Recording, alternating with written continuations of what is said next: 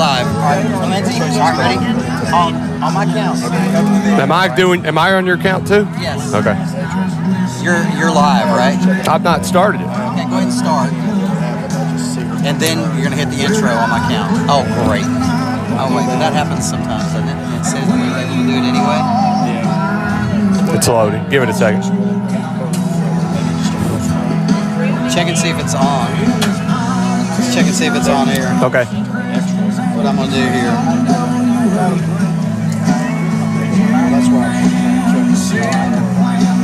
We're live. Here we are? Well, I mean, it says live now. Okay, good. All right, ready? Ready on my count. 3, 2, 1, go. The lights are on. The field is lined.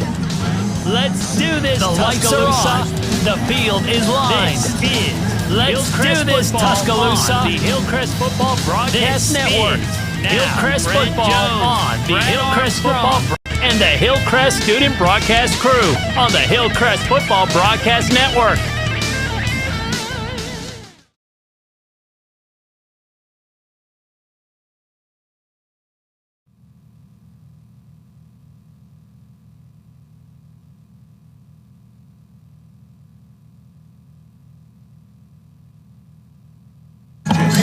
Hello and welcome to Brookwood, Alabama, and Brent Jones, Brad Armstrong, Brian Pirano, and the Jones family here with us tonight. You may be able to see them in the background. I'm sure you will eventually here tonight, but we're here for tonight's broadcast between the football game between the Hillcrest Patriots and the Brookwood Panthers. Brian, Brad is obviously on a very important phone call, so it's me and you for right now. Okay. So how you doing tonight, Well, man? you know what? We're doing great. This new stadium here at Brookwood, it's this beautiful. is the first time I've got to see it. And, you know, Brent, I think everybody up here would agree. We're all Hillcrest up here, but this community definitely deserves something this nice. You know, we've all been to that old stadium, and to be quite honest, that thing was outdated in 1970. So this is beautiful here, though, Brent. I remember I called it the Treehouse Press Box because it was just really something. Hey, Brad. Hey, guys. You done with your business, buddy? I'm done. I was just checking. We had, you know, sometimes you have some other stuff going on, and we're just checking on some kids. Yeah. But yeah, you guys talking about the old stadium. Brent, I know you remember this.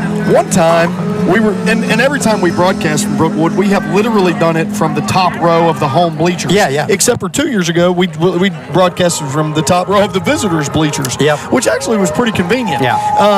But, you know, there was a couple, maybe 4 years ago, we ended up under a table. And it was, a storm popped up right about 6:55. And we were like, oh my gosh, what are we going to do? Yeah. And we tried to cover it up, but there was so much wind and the rain was so heavy that we took under the table, but it wasn't good enough. So we ended up in the treehouse. Yes, and we ended up just doing the audio broadcast at the time. I remember I have a picture of Tyson Evans huddled under a table with all this equipment in his lap trying to stay dry. Man. It's hilarious. What a mess. All right, so we do have a game here tonight, and you're right, this is a beautiful stadium. I'm really excited about this. It's going to be fun, just as it is every Friday night. But you know what, guys? My new directors here, if you're listening, we're going to go to our commercial break number 2, that heads into the Jamie Mitchell show. We're going to find out what Coach Mitchell had to say on my cue. You ready, guys? She's going before me, though. Y'all just try to go at the same time. Okay. All right, so we got Brian running the audio aspect of it, Lindsay back here running the video, so we're trying to sync those up. Ready to go? Okay, ready? I'm going to give you my cue. This is the Hillcrest Football Broadcast Network. 55 years of blood, sweat.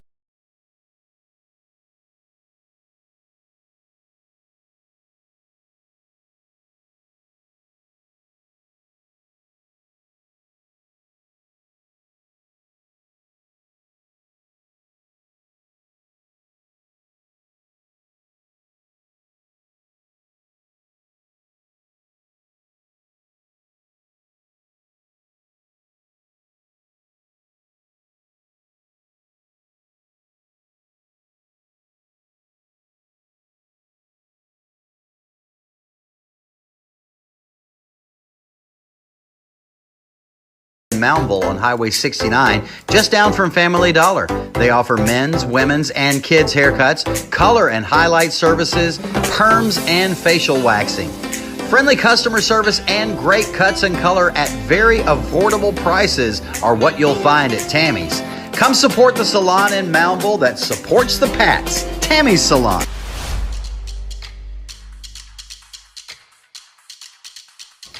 Hello and welcome to the Coach Jamie Mitchell pregame show. Coach Mitchell, 4-0 on the season, 2-0 now in the region, and what a big win over what's kind of become your arch rival, the Hueytown Golden Gophers. Talk about your team's performance. Well, we played unbelievably well. You know, I think it's kind of the hope and vision of what we hope we can be moving forward, you know, and on both all three aspects of the game, special teams, offense and defense. So that one's in the bag, and you know we got to put that behind us and move on and prepare for Brookwood and another big night for us in region play.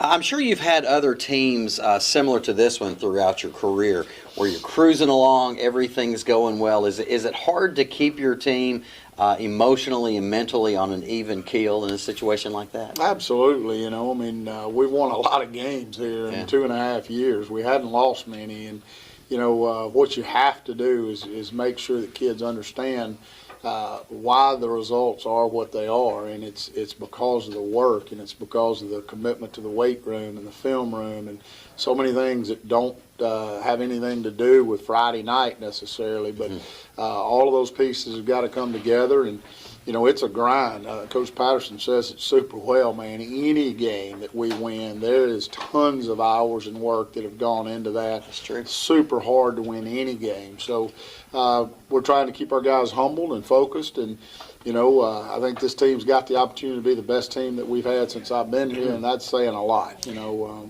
but we're really, really talented. Right. It doesn't happen just by showing up, and you know the team might kind of have that attitude potentially because Brookwood is struggling. Talk about how hard it is to prepare for a team that is struggling like Brookwood.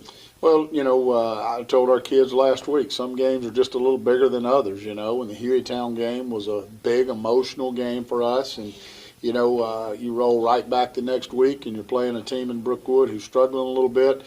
But at the end of the day, it's a region game, and a win or loss, that value is the same no matter what. So, you know, we've got to continue to improve, and, you know, where did 10-0 get us last year? You know, it got us an exit in the second round of playoffs. So, you know, it's not about winning every game. It's trying to continue to improve. So when the playoffs start, you'll be a team that has a great opportunity to be a contender all the way through to the end. All right, tell us a little bit about Brookwood, what we can expect. They got a big athletic quarterback. They've really relied on him early on, and you know, of course, they've got an offensive lineman that's committed to the University of Alabama, and you know, they've got some pieces, and you know, Coach he does a really good job over there, and I love him. He's one of the better coaches in our division. You know, he's struggled with having a big talent pool. He did a great job here. When he was defensive great guy. Here, yeah. Really good guy, you know, and I think the world of him. And, you know, he'll have his guys ready to play. They got a beautiful brand new stadium. Right. So we look forward to seeing that. Hadn't been there yet. So be another great night, and the weather looks like it's going to be perfect. So, man, I told our team Monday, you don't get but 10 of these a year, so you better enjoy every one of them. That's right. Treat each one of them like gold, right? Exactly. All right, thanks a lot, Coach. Can't wait for kickoff. Sounds good. Thank you.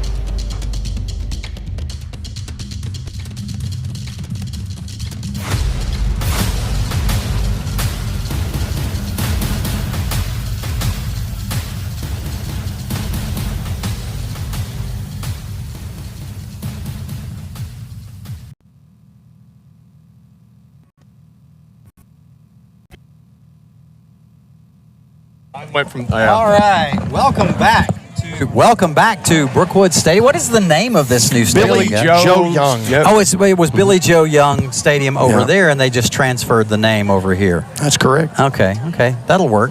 All right, well, it's turning into just a glorious night here. I think the temperature is going to be nice and mild. The sun is finally set over there behind the home stands. We're here on the visitor stands. And guys, let's talk about this specific game. As a matter of fact, let's do what we do every time, or maybe do we need to wait because we're going to have the national anthem here? Okay. Yeah, I guess we'll wait here because in just a minute or so, the national anthem will play. We've got the Brookwood color guard making their way out onto the field right now for the presentation of the colors, and then we'll have the national anthem.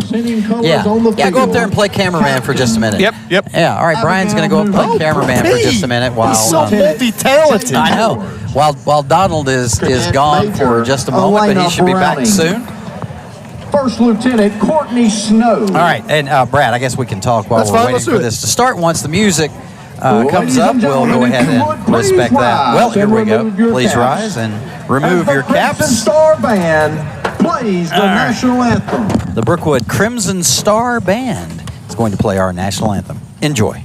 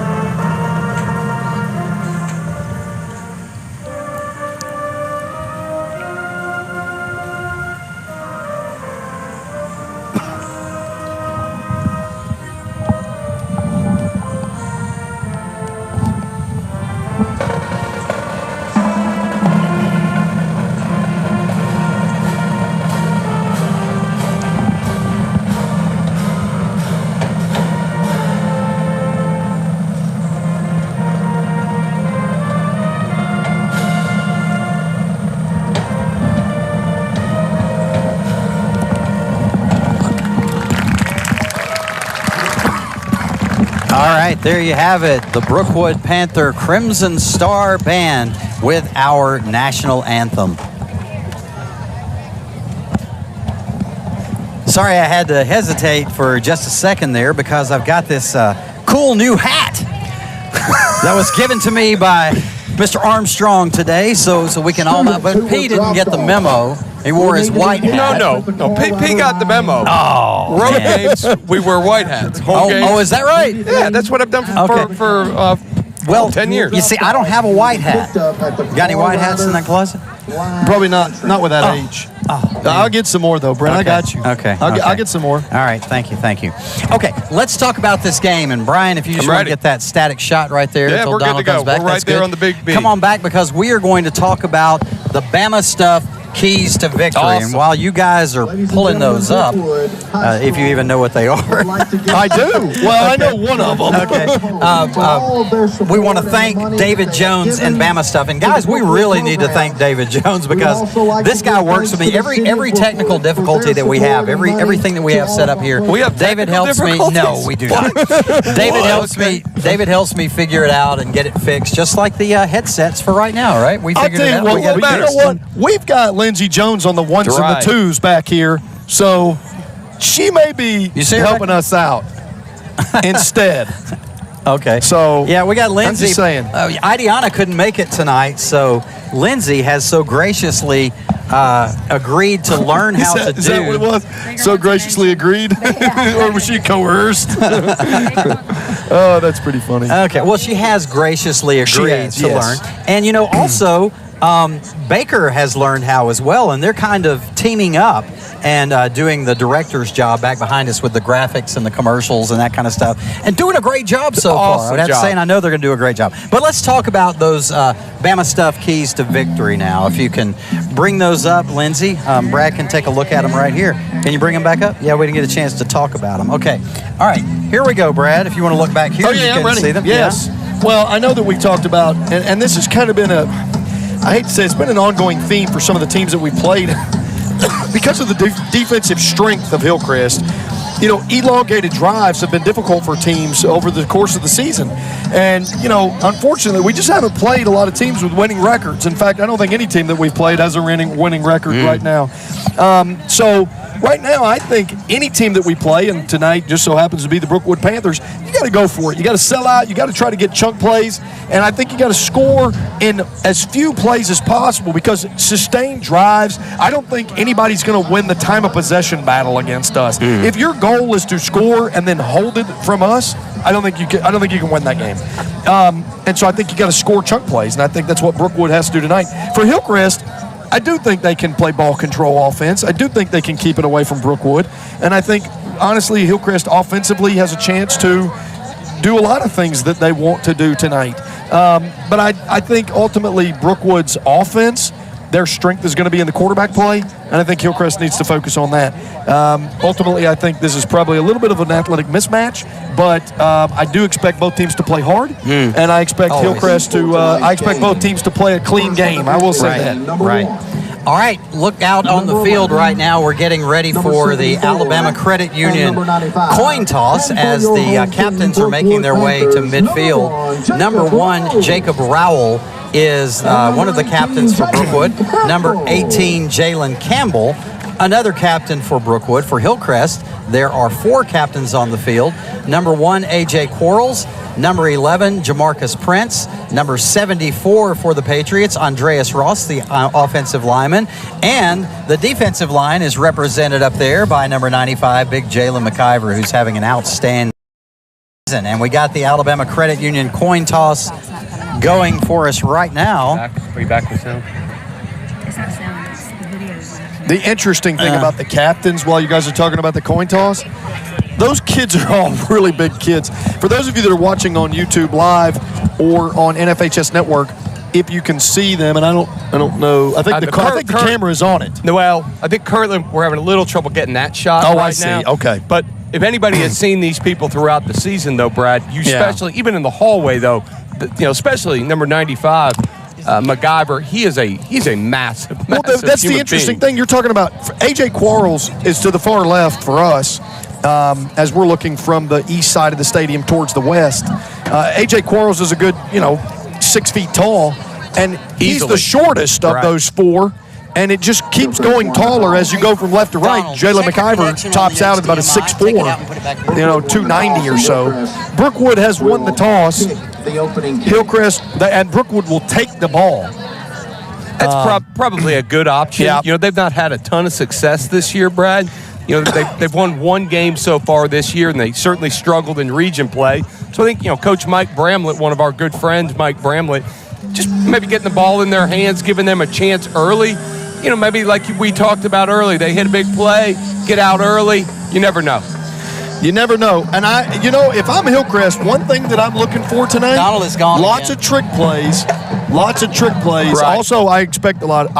If I'm Mike Bramlett, and I know Mike pretty well, I wouldn't be shocked if we get an onside kick whenever he gets an opportunity to kick. Mike has been in this business a long time, Brad. He's not dumb. He understands what the Panthers face tonight. And like you said, any trick he can use, he's going to use it against us tonight. Well, you got to win the possession game. And what I mean by that is you just got to outnumber us with the number of possessions that you have. That's right. And if one of the things that you can do is get an onside kick or get a fake punt, anything that you can do to prevent giving the ball to Hillcrest on the offensive side of the ball, you're going to do it in order to try to win this game, even if it's sacrificing field position, Brian. That's right. Now, so we see the Panthers taking the field right now. Hey guys, I'm working on getting this video. We're having a connection with a cable problem. So y'all just call and give them the action until we get it back. We'll get it back to them. See Jackson Poe leading out the Hillcrest Patriots with the flags.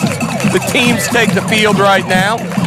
That's right, Hillcrest in their traveling white jerseys, red numerals, gray pants, and the I say new as of last year, the signature blue helmets. That helmet's taken off, Brad. I was even looking on Alabama Historical Football Society.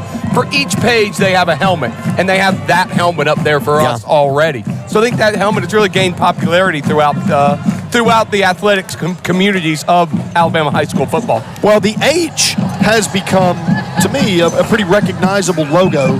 And, of course, we had the same exact H on the white helmets prior. Right. But we transformed that color. It was a red H with blue outline. And as it's gone to the blue helmet, it's changed to a white H with red outline, right, which is a really good look. The interesting dilemma here is that we have some Mississippi State Bulldogs on the coaching staff, and we look a lot like Ole Miss. And, interesting, Ole Miss is in town this weekend to play Alabama, so we see our coaching staff for one of the few times is likely rooting for Alabama this weekend. Hey, guys. Hey, Coach I'm Greg back. Patterson, he's... Only problem we'll have tonight. Hey, but it was a bad cable. Bad cable, okay. If you have bad cable on your bingo card, you go ahead and cross it off. That's pretty good. That's pretty good. Yeah. You guys are just a comedy team. That's right in between my mic doesn't work and we're still there's background noise on the commercial. I want all of you out there watching and listening to notice that the guys that are making all these cracks about the technical difficulties don't do a thing toward the technical aspect of this show. We rip you a lot. Yeah, you do that much. That's true. That is true. Okay. Hey, special thanks. Last week, we did, to us, we didn't seem to broadcast with a lot of technical difficulties, but we did experience a little bit of technical difficulties in the booth, but no big deal. But I did want to say special shout out to Amy Heydrich. She really gave us a really nice group of, set of accommodations, if you will, to say some nice things about. Commendations. Okay, all right. Harwood Real Estate Kickoff from Evan Williams. It's high. It's pretty short. It'll be fielded at about the 11-yard line. He'll move it up to the 17-yard line and be tackled right there. Hey, Baker, as my assistant there, will you get that black bag right there in the middle and hand me those binoculars that are in that bag?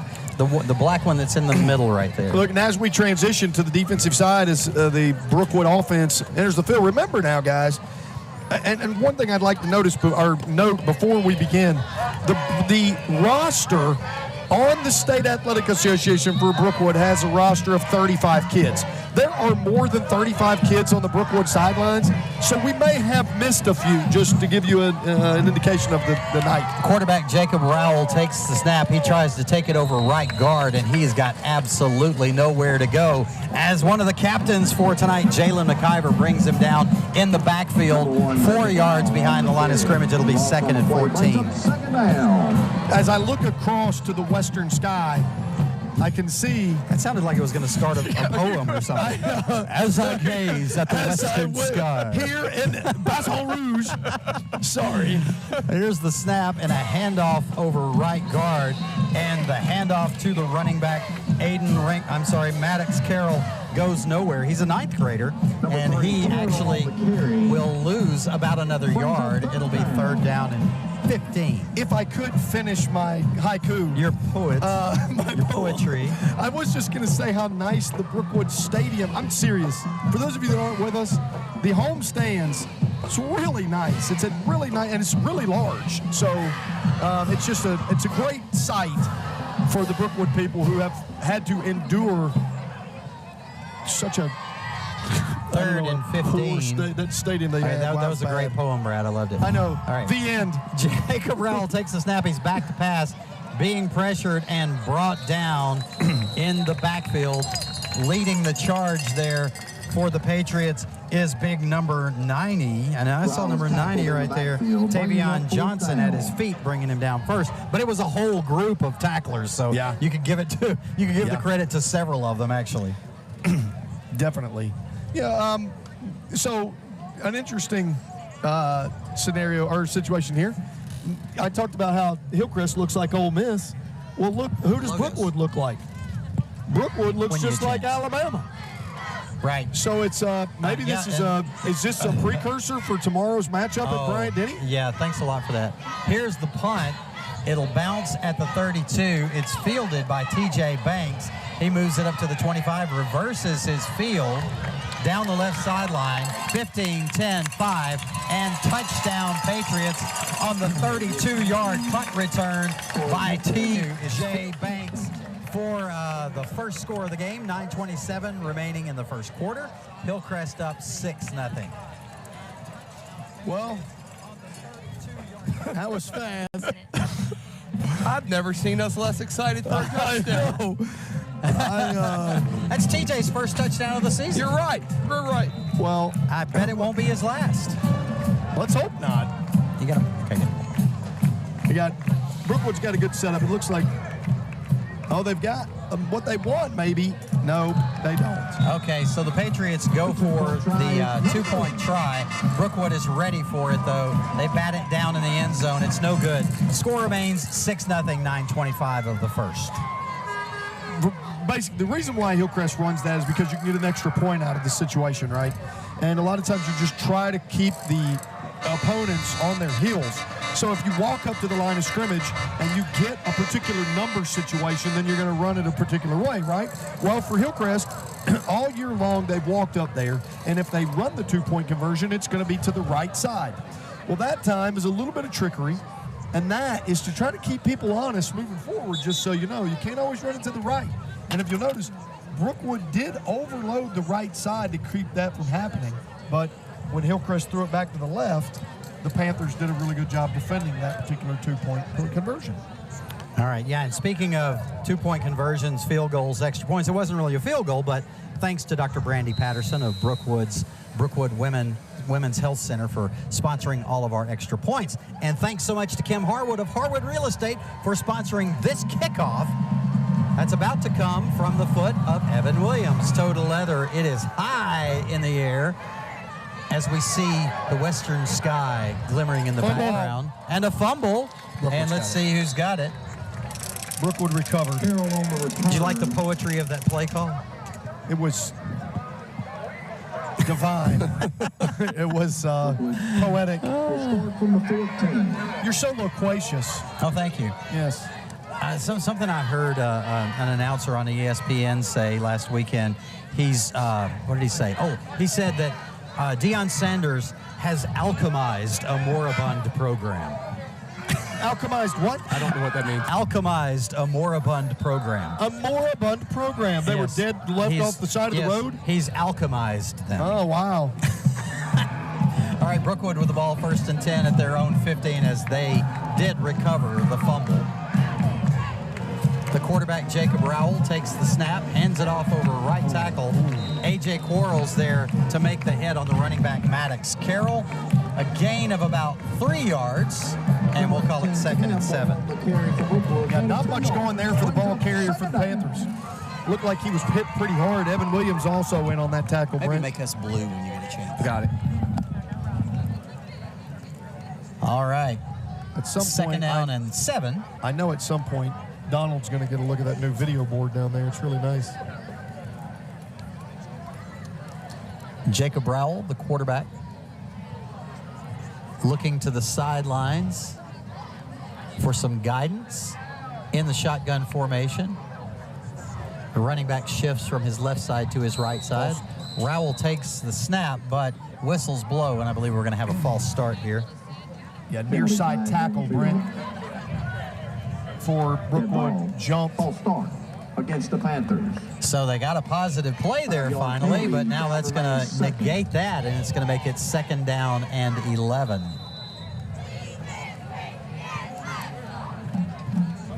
This is nice over here. And listen, I got to give a shout out to Joe Childers for all his help in setting us up with these fine accommodations. We love that guy. It's real, yeah, I know we do, yeah. He said he's going to come see us soon during the broadcast. Okay. I saw him walking in. Outstanding. Don't give him a mic. Jeez. He was our sideline reporter for a while, remember? Okay, we got some movement along the line again. Hillcrest is pointing to Brookwood, saying that their offensive line moved. False start. Another false start against Brookwood, so that'll back it up 5 more yards. Back to the 7-yard line, and it'll be 2nd down and about 19.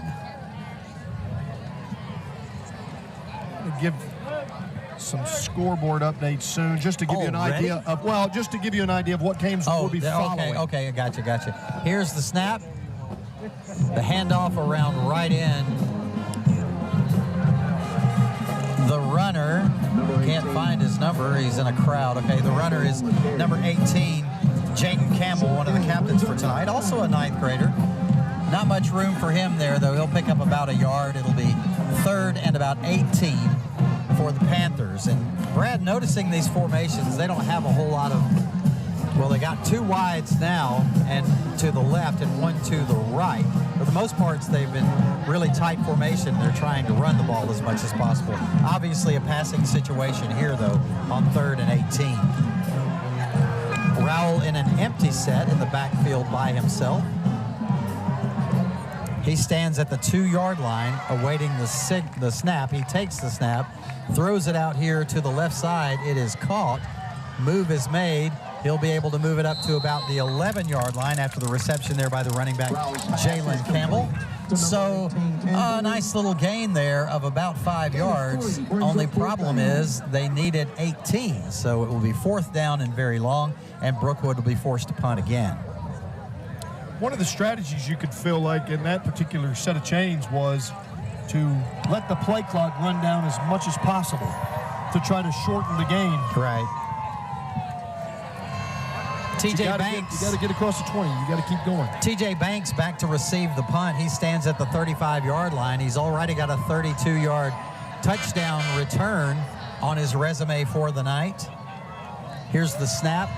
Punter gets it away from about his 3-yard line, kicks it away from TJ this time, over to the left side on the Patriots sideline. It goes out of bounds at the 33-yard line, and Hillcrest will start there 1st and 10. Actually, that's a pretty good punt.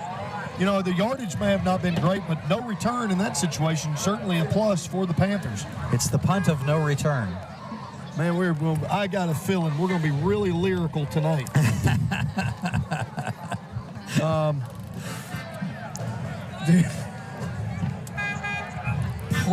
right, let's see. Around the league. Around the league. Around the region. Yep. I'll keep going in a minute. We're about to play. Okay. All right, first offensive play of the night for the Patriots. Bryson Kimbrough in shotgun formation, drops back to pass, looks deep down the left sideline, and it is caught by, of course, his big-time receiver, Jamarcus Prince, down and out of bounds at about the 10-yard line, so into the Centel Home Design red zone, and 1st and goal for the Patriots after that first Stephen Fikes All-State first down of the night. Well, I like that throw. Near side hash, far side sideline. That's a pretty far throw. But Bryson showed really good arm strength as he completed that pass to Jamarcus. Bryson under center. Takes the snap, handoff to Jay-Sean Land over right guard. Jay-Sean tripped up at the goal line, falls into the end zone. Touchdown, Patriots. 6 minutes remaining in the first quarter as we're halfway through the first quarter, and the Patriots extend the lead to 12-0. Yes! Let's go! Let's go, Pats! A lot of excitement. 12-0. Let's go. Let's go. That was the Guthries. I like it. I love it some Guthries. Yeah, but don't worry about any Steve Fikes All-State. There's no graphics. 6 minutes played in the first quarter. 6 minutes to go. Yeah. 12-0 Patriots. Looking good. Love it. All right, so the Dr. Brandy Patterson extra point attempt coming up from Hudson Hall. Here's the snap. The placement is down by Jamison Farley, and the kick is good. The extra point is up and good. A couple of games we'll be watching throughout the evening on the RSV Designs scoreboard updates. Now, I'll have more for you as well, but just for now, Tuscaloosa Academy travels to Lamar County, Oxford at Pinson, Bryant at Northridge, Prattville travels to Lee County to take on the Opelika Bulldogs, Spain Park and the Vestavia Hills Rebels, Robertsdale travels to Saraland, Mid-County at Sipsey Valley, and Tuscaloosa County at Oak Mountain. Sounds good. Looking forward to hearing those scores. All right, the Harwood Real Estate Kickoff coming your way now from the foot of Evan Williams once again. Patriots up 13-0 after the extra point by Hudson Hall. Here's the kick. It's high. It's deep. It lands at the 2, bounces into the end zone. and the Panthers will start there 1st and 10 at the 20.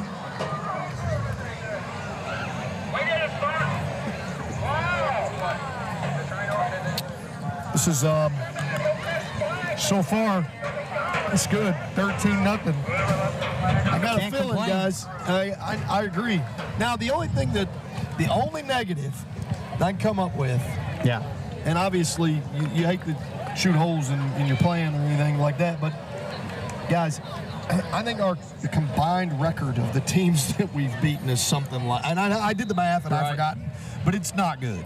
Really? It's not good. I mean, none of them have a winning record. Literally no one, except for Pike Road's 2-2. That's the best we got. Here's a handoff over right tackle to Maddox Carroll, the 9th grade running back, and a nice little gain of about 4 yards down to the 24. It'll be 2nd and 6 for the Panthers. I think those quick hitters like that are their best option, honestly. Try to get to those holes fast before the defensive lineman can do anything. By the way, it's 4-11. 4-11 is the combined record of the 4 teams that we've beaten so far. Okay. Yeah, you can only play the ones that are on your schedule, though. Well, and it wasn't like we didn't try to schedule people. That's true. Here's a handoff once again over right tackle. He's fighting hard. Is Maddox Carroll, but he has very little room to go. He moves it up to the 26-yard line, so a gain of about 2. It'll be 3rd down and 4.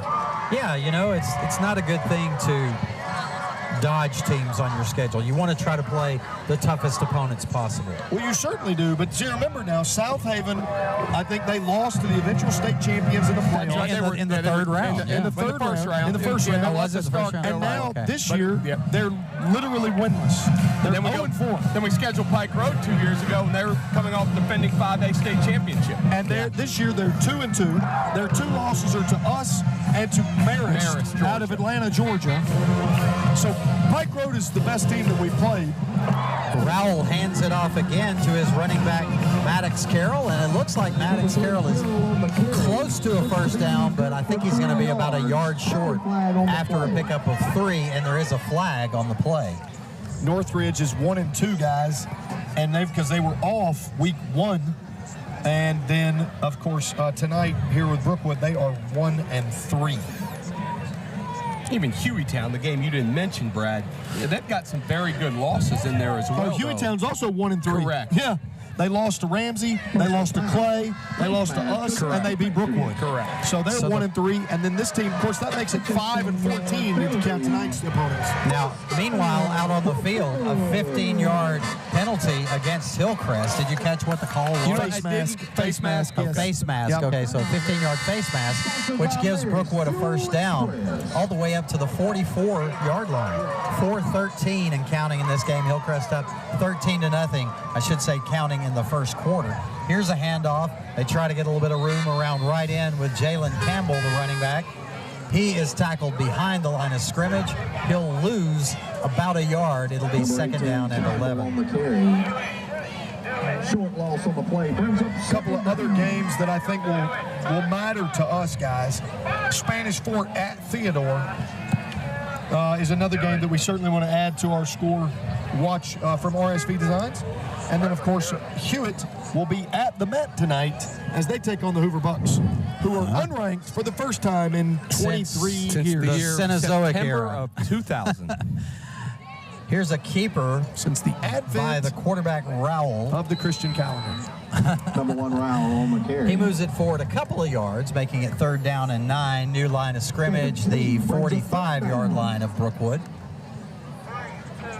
It is a nice night to be Beautiful, outside. Are you kidding me? It's Look at the beautiful. sunset over there Right. to our west on top of those trees. As the sun sets in the western sky. Isn't that what you say in Baton Rouge? I think if you go to an LSU game, it's a pretty famous saying. Okay. The sun doesn't set anywhere else, right? Well, but it's just a thing. Jacob Rowell back to pass, throws this one across the middle. It's off the hands of his intended receiver, Timothy Barton. Almost falls into A.J. Coral's hands. It does not, though. Lands on the turf harmlessly, and it will be 4th down and 9, and Brookwood will punt once again. The punter for Brookwood is the quarterback, Jacob Rowell. I don't know. Are they punting? Yeah, this is is it not a punt formation? I don't. He might way is now. Yeah, he's backing up to punt. More of a quick kick format. Or TJ Banks ready to receive it back at the 33 of Hillcrest. Oh, Rowell bobbles it, is able to pick it up, get the punt away though. Nice punt. Over TJ Banks' head, he goes back to the 20-yard line, fakes out a man, comes up to the 30, 35, 40, 45, 50, 45, 40, 35, 30, 20, 15, 10, 5, and touchdown Patriots.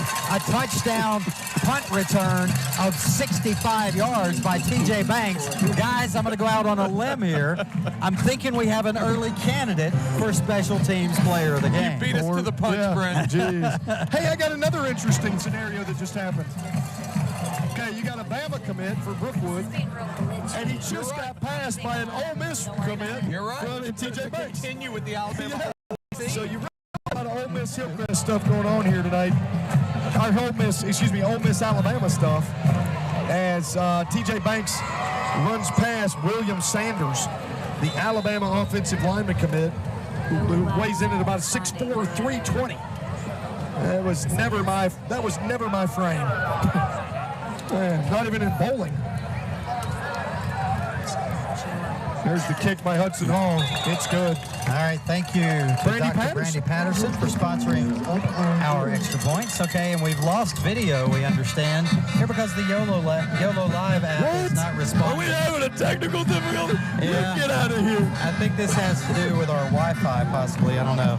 All right, we're just going to reset this thing. You know, I got another hotspot if you need, because we have two hotspots. Okay, just in case it helps. Let me reset Brookwood this and see what happens. scoreboard still showing 13-0, but it is 20-0 here, Hillcrest. You know, the other thing I noticed about Brookwood scoreboard, Brian, it hasn't said anything besides 1st and 10 at the 20. It's not changed any. It's not changed the quarter, the down. It's kept the clock and the score. Yeah, the only thing. Yeah, the only thing that's worked. You're right. Is the down and the score. 1st and 10 from the 20. I guess it'll just be 1st and 10 all night. That's all I can think. You know, I realize that seems like something that you would find a guy that could work that. I mean, unless there's some sort of technical difficulty, something we're well versed in knowing that they may not have worked out quite yet. What number home game is this for Brookwood? As Evan kicks off for Hillcrest. I feel like it's the 3rd home game, Brian. I think they hosted. Oh, that guy was going to let it go, and it took a bad bounce. The kick is returned by Brookwood's number 3. It's Maddox Carroll. Right?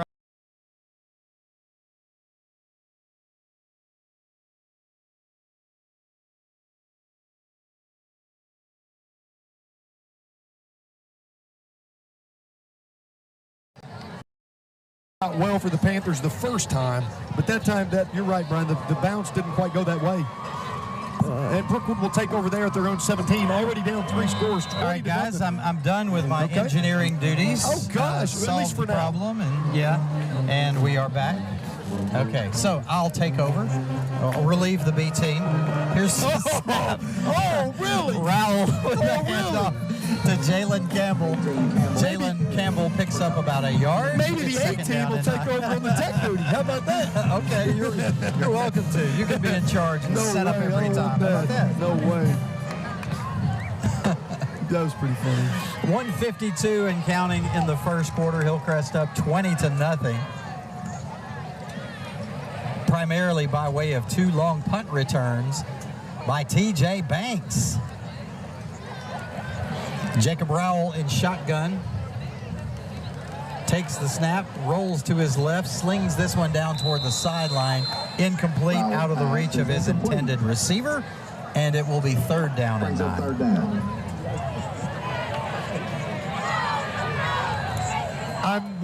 Look, as I look around at all the games that are of interest tonight, I just keep adding games that I'm interested in, and I don't have any scores, so I'm just going to have to watch scores all night long. The good news is we're up pretty big, so that might give me some scores to look at. Okay. We're looking at plenty of scores in this one so far. And tonight, I'll talk about this other game in a second. Jacob Rowell in an empty set, 3 wides to the left, 1 to the right. He's back to pass. Little screen pass across the middle is incomplete. It'll be 4th down and 9 from the the 16-yard line. And, look out, Brookwood. You're going to punt it again to TJ Banks. I think the strategy here will probably be to punt the ball toward the sideline. I mean, both times TJ Banks has touched the ball. Okay, so TJ's coming off the field. And our usual punt returner, Jamison Farley, heads out there to return this one. Kick is a low line kick. Takes a bounce at about the 42. Heads toward the west and out of bounds into the sunset. 42-yard line will be where Hillcrest will start. Guys, I got a high school that I've never heard of before. Wow. In Alabama? Yes, except for it can't be an Alabama high school. Can't be. What is it? And it's got to be a typo. One of the scores in, I go to Scorebook Live off the State Athletic Association. I'm always looking for things that might be interesting. The Mustangs of Horseshoe Bend are listed as taking on I'm not even sure their mascot name, the Savages of Salmon River. What? Which, here's the thing, it's listed as Salmon River, Idaho. There's no way that Horseshoe Bend is taking on a team out of Idaho. Idaho. Okay, here's the snap and a completion down the sidelines to Jamarcus Prince. He's pushed out of bounds at about the 12-yard line. Big pickup of about 30. Another Stephen Fikes All-State first down into the Centel Home Design red zone. That's great. Great job. Wait a minute, we got to go back to that. What was that? I mean, I'm just saying, Salmon River, do you really think Horseshoe Bend, by the way, Horseshoe Bend is somewhere down around Alexander City, okay? There's no way that they're traveling to Idaho to play the Savages of Salmon River. On every other one I've looked, they're playing Highland Home tonight. Okay. So, the Flying Squadron. Somebody put that in there as a joke. I think that may have been Bryson a bit of a Kimbrough gag. under center. Handoff, helmet comes off. Pete, what is Highland Home's mascot? No gain. I know that. I'm sorry. you're What's right. Highland Home's record? No gain on the carry there by TJ Banks as his helmet comes off. Don't He'll have that to yet, come off. Brad, but I'll get it for you. All right. As they discuss the existence or not of Salmon River Savages, there is a football game going on down the it field exists. that They're I am just trying not to playing call. Horseshoe Bend. They're just not playing Horseshoe Bend. Is it really a school though? Yeah, it's in Idaho. And they're called the Savages? I mean, yeah. What a horrible nickname. Look, I got another one. Idaho? I mean, that seems... I mean, Wow. what are you talking about? Like you can't be the Savages in Idaho? Okay, looks like we have a new quarterback in the game, keeping it around right in for the Patriots and into the end zone is Caden Smith. Caden Smith with the touchdown. Sean Franklin just got the block of the season. I know we don't have a replay on it. Yeah, it's sure we okay. do. Sean Franklin just pancaked Will Sanders. It wasn't even, and Sean is dancing. I mean, he won that battle. I would love to see Sean Franklin or hear him playing his fake guitar. The replay didn't quite get the telling you, pancake block. He destroyed the kid.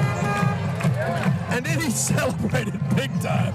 But is that really more important to talk about than high schools in Idaho? I mean, come on, let's get back to the subject here, okay? It's 26-0 in the first quarter. 27. The Dr. Brandy Patterson extra point attempt by Hudson Hall is up, and was it good? I didn't think so. I mean, I thought it was good, but they said no They good. said no good. It's no good. That guy has a way worse angle than me. So the score remains 26-0 in favor of the pass. Let's see. Oh, yeah, we got some comments from our listeners saying we sound good except for the horn. Okay. I know, but it's just funny because obviously, what are you going to do about the horn? Hey, does anybody have, I don't know, maybe we can find somebody to cag that kid up. Oh, man, let's see. That's what it's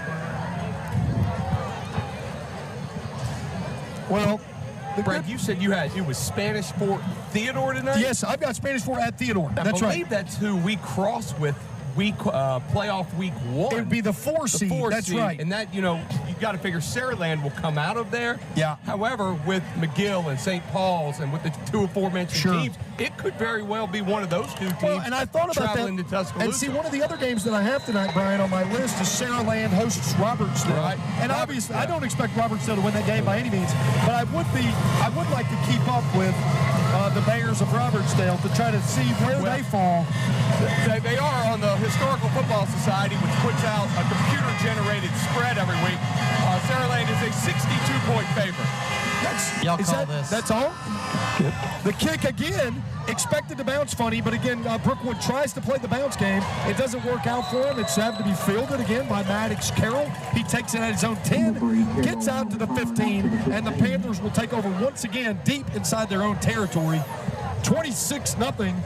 The Patriots lead the Panthers with 16.7 left to go in the first quarter. It's really been the TJ Banks show. It has. As he scored 2 of the Hillcrest Patriots 4 touchdowns on punt returns, and of course the third there have been 4 punts by the Panthers, 2 of which have gone out of bounds. But the Panthers will take over there at their own 15, trying to muster some sort of offensive production. So far, Brian, I would guess that the total yardage for the Panthers is somewhere around 10. And I would guess most of that is from freshman running back Maddox Carroll. Hey, was that a Guthrie stat line stat? Even though it was a guess? Oh, it's picked! It's picked by Jaden Banks, the brother of TJ, and he takes it into the end zone, and there's another touchdown. It's the Banks and Banks show. I'll tell you what, you got some money? We do tonight. You better put it in the banks. Brian, I can't wait to get an eye roll from my teammate of 20 years. I was trying to mention. What are you talking about? Yep. That was a great call. You see, it happens to you when you start calling play-by-play. You Listen, can't help it. Jaden Banks, the brother of TJ, yes, number if 10. You got money, put it in the banks. Yeah, we got it. We got it. They both scored a touchdown. Is that the funny part? Or is there a second part? I got a feeling. I hope I don't use all my jokes, though, quickly. Man. Okay, you got plenty, Banks, you got plenty in the banks. You got that right. All right, so pick 6 by Jaden Banks. Brandy Patterson, extra point attempt here by Hudson Hall. And, of course, Jamison Farley to hold. The kick is up. That time it is true.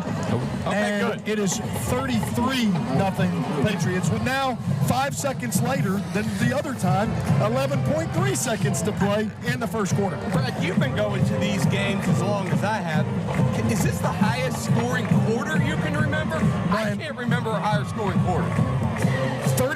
33 points in the first quarter. I think you're right. I mean, I can't think of any quarter. Okay, the scoring record for one game, 62. Right. I don't know of a half. Question tonight. But that's right.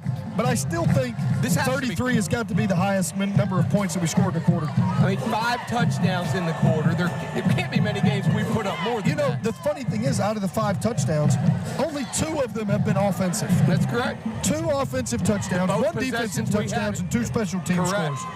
That's an amazing stat line. Also at Hillcrest, have we ever had brothers score in the same night? What? In the same quarter? In the same quarter. Man, in the same end zone. In the What? same, yep.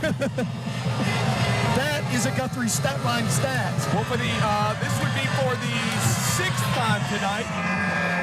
Evan kicks off. And That the time it was Harwood Real Hudson Hall, Estate boys. kickoff is out of bounds inside the 10-yard line. Boy, Kim Harwood is getting her money's worth here tonight. Lots of money she can put in the banks. I know. Hey, look, and you pick the banks. Either in TJ Banks we trust or in the first bank of Jake. Oh, and speaking of, Lindsay, if you'll come to a shot of us right here in the booth, we are at the CBNS Bank. Yes, I was waiting on that. We had to broadcast We a had to get different that one. in there. So wait a minute. I banked off that one joke and banked into another. Oh man, I tell you what, we'll be. I got a feeling we're gonna Brett is, I mean, he changed tenses with the word back there. I mean, it's like Turned it English into a teacher, verb. too, Yeah, you know? that's Turned it into a complicated verb. stuff. I alchemized that moribund joke. Man. We are banking on not having any second-half listeners. We're pulling out the A-list stuff now. No, this Your brings them in. ability to use the English We'll lexicon. go in the millions, with this material, right? Wow. Okay, but there's football on the field. CB&S Bank. Okay, here we go. Brookwood with the ball at their own 35-yard line. Here's a handoff over right guard. The running back. That's the end of the quarter. End of the quarter. Okay, so we're into the quarter. So we will take a break here, and we'll return back to Billy Joe Young Field in just a moment. Your score, Hillcrest 33, Brookwood nothing. Back after this on the Hillcrest Football Broadcast Network. Tears we rolled into one. Hand tossed in a homemade sauce. Well, they did something nobody's done. It's a late night itch and a game day tradition. It's Sunday after church. From Tennessee to Florida and Mississippi to Georgia, we keep putting our chicken first. And it's golden fried and made with pride. It's the chicken people speaking since 65. It's Guthrie's, Guthrie's, Guthrie's chicken. Joe Young Field, Brookwood, Alabama, this absolutely gorgeous football stadium and the beautiful surroundings of the trees all around us. Perfect temperature out here tonight. Wish I had some better announcers here with me, but other than that, it's a great night, right? Man.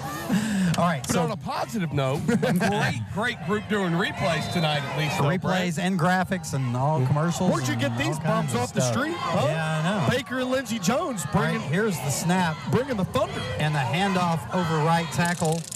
Jalen Campbell fights hard, but only gets back to the line of scrimmage. I'm sorry, that was Carroll on the run. That was Maddox Carroll, number 3. And it will be 3rd down and 13 for the Panthers. In our RSV Designs scoreboard / mascot game of the night, we travel to Talladega County, Alabama, as the Fayetteville Wolves host the Mustangs of Isabella High School. Who would win between Mustangs and Wolves in real life? Mustangs. Here's a pass over to the right side, almost picked off as the Patriots' Jimmy Rice Edison stepped in front of that one at the 35, but couldn't hold on. I guess it depends on the terrain. If it's mountainous and the Wolves can trap the Mustang. I'm going Wolves in a 7-game series in 5. Well, but the Wolf wouldn't be able to catch the Mustang. I don't know. The thing is, there's going to be so many more wolves. They have to attack while they're sleeping. Well, if there's, I don't know, the Mustangs. If one of those Mustangs kicks a wolf, he's down for the count. That's true. That's true. And that's a lot of flesh to have to bite into. Here's a punt from Brookwood. It's a line drive wobbly punt that bounces along the sideline and goes out of bounds, I believe, around the 35-yard line. Let's see where he stops. I think he marked it at the 40. At the 40-yard line, so Hillcrest will start there. 1st and 10, leading 33-0 with 11:04 remaining in the second quarter. Hey, that'll be a fun thing to look at tonight as we look at the RSV Design scoreboard update. Kind of have a debate, look at the mascots, and debate on who would win in reality for those mascots. Oh, that sounds epically fun. You like that? Well, you're doing it whether you want to or not. Okay? That's what it's you on the plate for tonight. You should have said, here's what we're going to do, whether you like it or not. Bryson Kimbrough in shotgun. Jay-Sean Land beside him. Bryson drops back, goes down the right sideline, and this one is in and out of the hands of Shamar Moore. No, I'm sorry, that was Prince, Jamarcus Prince on the right sideline at about the 30. Look, fabulous read, 9 route, straight go on the far side numbers. So really good read by Bryson. He had single coverage, no safety help whatsoever, and he just underthrew Jamarcus. Yeah, didn't get mustard on it. And if he throws it out another 3 yards, it's touchdown. Touchdown. Yep. But a good read by Bryson. Great read by Bryson. Bryson Kimbrough under center now. DC comes in motion. Here's a handoff to Jay Sean Land over right end. He fights for a couple of yards down to about the 35-yard line. We'll give him a gain of 4, and it will be 3rd down and 6. Brings up 3rd down.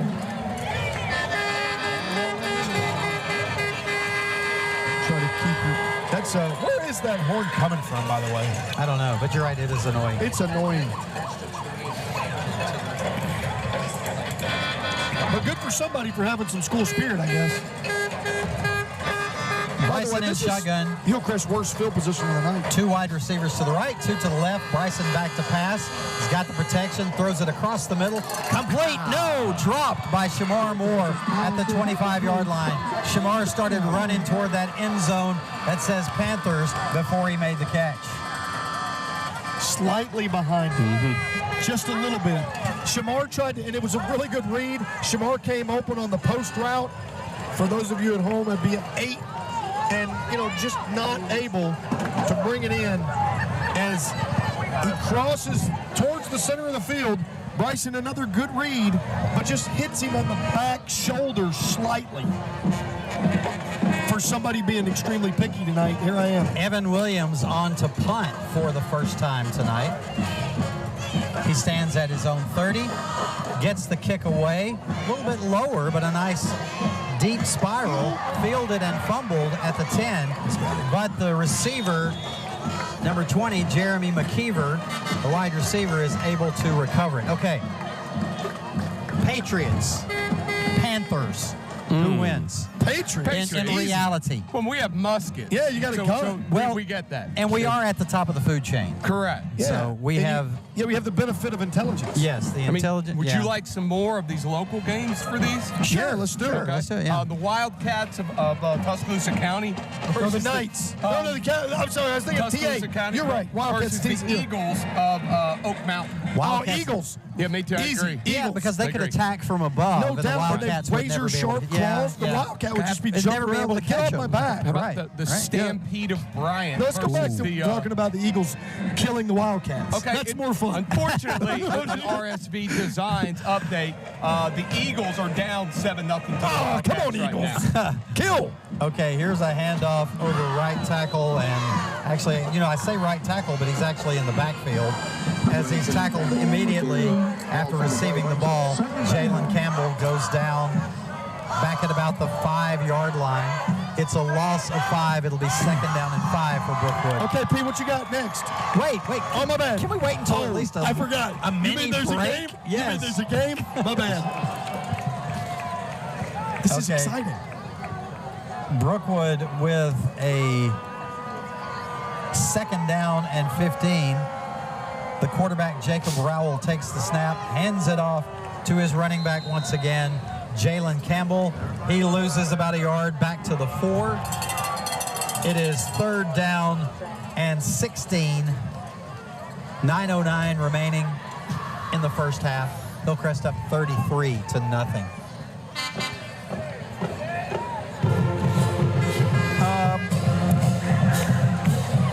McAdory 7, Central 7. Nice. Thanks again to RSV Designs, rsvdesigns.com. Jacob Rowell now in shotgun in his end zone. The ball goes over his head. He's running for his life, trying to get out of the end zone.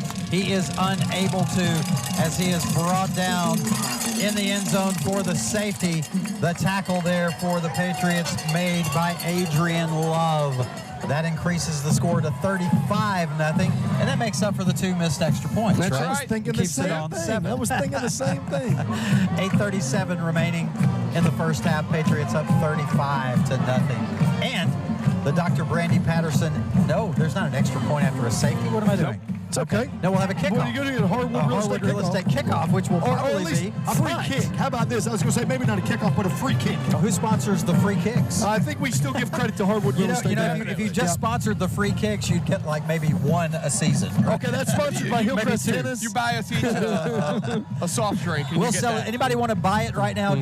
Send us an email, text. Yeah, $20 we'll sell it to you right and now. I'll throw in a hat. All right, yeah. I know. If What you a want to deal. buy the your name free kick. Hey, I got it. Mark Turnipseed is about to send us a 20. Mark Turnipseed, if you want to Venmo me, it's Brad Armstrong 20. Brad Armstrong 20. $20. Did he say that really? No, he didn't say that. I just know he's listening. I'm just trying to work him for $20. Okay, so let's call this the Mark Turnipseed free kick. How about that? Yeah, no doubt. And look, I'll tell you what. You pay me now 20. If you give me later, no hat and 10. How about that? Okay. All right. Sorry, we don't have a logo, though, for the Mark Turnipseed. Is this going to be co-sponsored by Harwood Real Estate and Mark Turnipseed, okay? Okay. I hope they're not competing anyway. He's not a realtor, is he? No, he's an electrician. Good. Okay, good. But a dang good one. Hey, they could work together, though. She sells the house. He does the electricity for He it. does a good job. Right? All right. Free kick coming from Brookwood, whoever the sponsor may be. Kick will come from their own 20-yard line. Hillcrest receivers deep at about their 35-yard line. 3 of them back there for the Pats. DC Thomas, TJ Banks, and Shamar Moore, who will receive it at the 44. Move to the left side of the field and straight up the gut and around toward the sideline. 35, 30, 25, and dragged down from behind with a horse collar tackle at the 22-yard line. So even though he stopped short of the end zone, that's going to be a half the distance of a goal penalty and move it down to about the 11-yard line after the penalty. Is my math good there? Yeah, really good return, too, by Shamar. It's almost like he noticed something and then downshifted and really hit it hard as he broke free. I'm telling you, he really exploded with some speed as he noticed he had a nice opening on the near side. But just wasn't able to take it in for the end zone, or take it in for the score. All right, so actually the line of scrimmage is the 6-yard line, 7-yard line. My math apparently not very good. Bryson Kimbrough under center as the wafting smell of French fries reaches our booth. TJ Banks in the tailback position. Jay-Sean Land at fullback. The snap, the pitch out to TJ. TJ walks into the end zone. Touchdown number 3 of the night. For number 3. Yes, number 3 for number 3, TJ Banks, who's showing his 4-star ability tonight.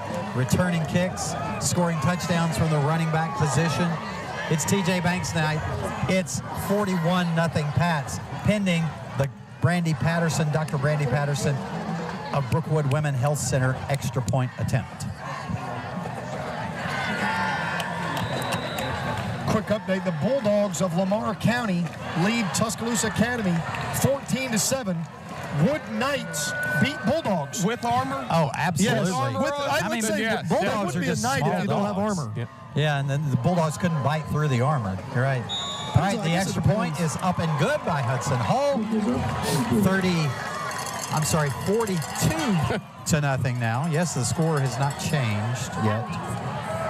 I think I agree with you guys. I think I'd take Knights over Bulldogs. Okay, how about this? Yeah. I currently have the Stampede of Bryant tied with the Jaguars of Northridge at 0 apiece. Okay. What do you have of the Stampede against the plural Jaguars? Oh, not even close. Stampede. Well, how many people are considered a Stampede, though? Well, I mean, I think about people an aren't a elephant. stampede. I think about Elephants are. elephants in the stampede. Elephants are stampeding. Well, because 3 they're the elephants. 4? Well, that's how many are in the logo. I don't know. 3. I mean, right? are we talking two Okay, but if you had Jaguars? two Are we Ja- talking okay, if you about had- 70? let's say We would have to same clarify number. the parameters correct. before we Okay, made this okay. judgment. Same number of Jags If you have versus 20 elephants. Jaguars and 3 elephants, then 20 Jaguars But would if you probably had be the 3 same elephants. number of just each, stampede 'em. I would also go elephants. I agree. Okay. I agree. Yeah, and that's the only fair way to do it, right? Correct. I still take the Stampede over the Jags. That is the only fair way to do. This made We got to be fair here. I like rules. It's sportsmanship, you know? Absolutely. HHSAA says HHS those are big on sportsmanship. And we're all about sportsmanship in this broadcast. Even when booth. it's elephants and Jags. Thanks to CB&S Bank. Fair catch called for at the 8-yard line by Brookwood, so they'll start at the 20 after the Harwood Real Estate kickoff there from Evan Williams. You know, I noticed when I was listening back last week that I called Evan That we're Williams really- Luke that we're Williams. really big idiots? Like about 5, yeah, well, not Okay, that, yeah. yeah, I that think- too, but I think about like 5 the or 6 second or times. third time, Brad and I looked at each other, and finally we He were said, like, Brett, it's Evan. Yeah. All right, one of my good friends, Greg Hurst, who is a retired employee from the Tuscaloosa County School System. One of the two friends? I mean, I got three. You two. Three. If you two will at least let me call you that. Okay. Thank you. We'll do it. But Mr. Greg Hurst, listening tonight, he shot me a text and said that he's actually with the grandfather of the Banks boys. Oh, that's great. And he said that the grandfather said it's in the DNA. Well, I don't blame him because I can promise you I would totally take credit if I was him. Yeah.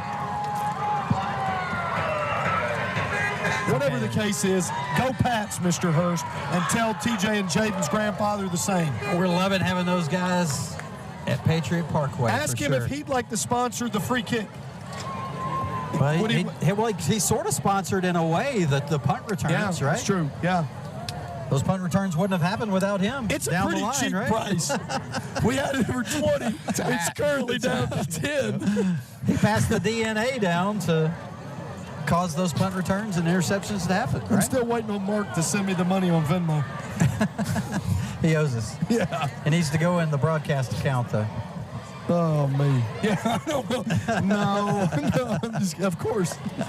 It'll be for our next traveling set of meals. All right, I don't really know what happened here, but there was a penalty on the field, and Brookwood has moved back to the 11-yard line to start this possession. 1st and 10 from the 11, their own 11. Handoff, same result once again. Handoff up the middle and a loss on the play of about Number 42, a yard or so after the carry there by number 42, Demetrius Whipple, a new running back in the game. 7:56 and counting remaining in the first half. Jacob Rowell, the quarterback, letting the play clock run down as far as it can before he takes the snap. Guys, I have a prediction for the second half here in just a minute. Here's the handoff over right guard. Nowhere to go again, back to the line of scrimmage. It will be, well, actually, they're going to give him a couple of yards on the second effort, and it'll be 3rd down and 8. That was a good effort and good push there by the Brookwood offensive line. They really just haven't had the ability to give a whole lot of room for their offense to operate, but that time they did gain positive yardage, so nice play there by the Panthers.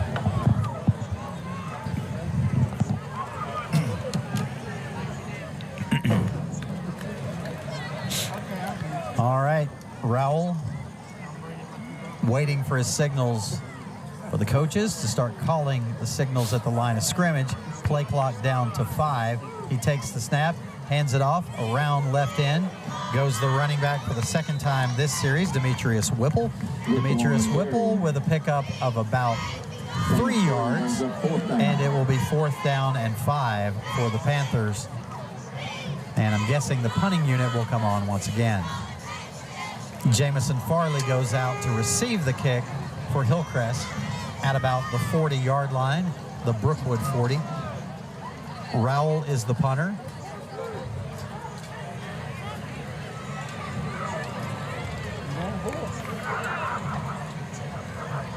He stands at about his 7-yard line, waiting for the snap. It comes.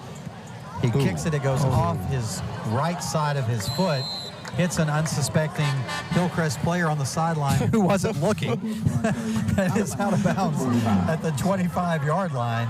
So let's see, what is that, about a 13-yard punt? And Hillcrest will start at the 25 of Brookwood. You were generous with 13. Well, the line of scrimmage was the 11, and it went out of bounds at the 24. That's 13. Was the 11? I didn't think it was the 11. I thought he was past the 11. No. Okay. Well, maybe it was. I don't know. Whatever the case is, it wasn't a really great matter. punt.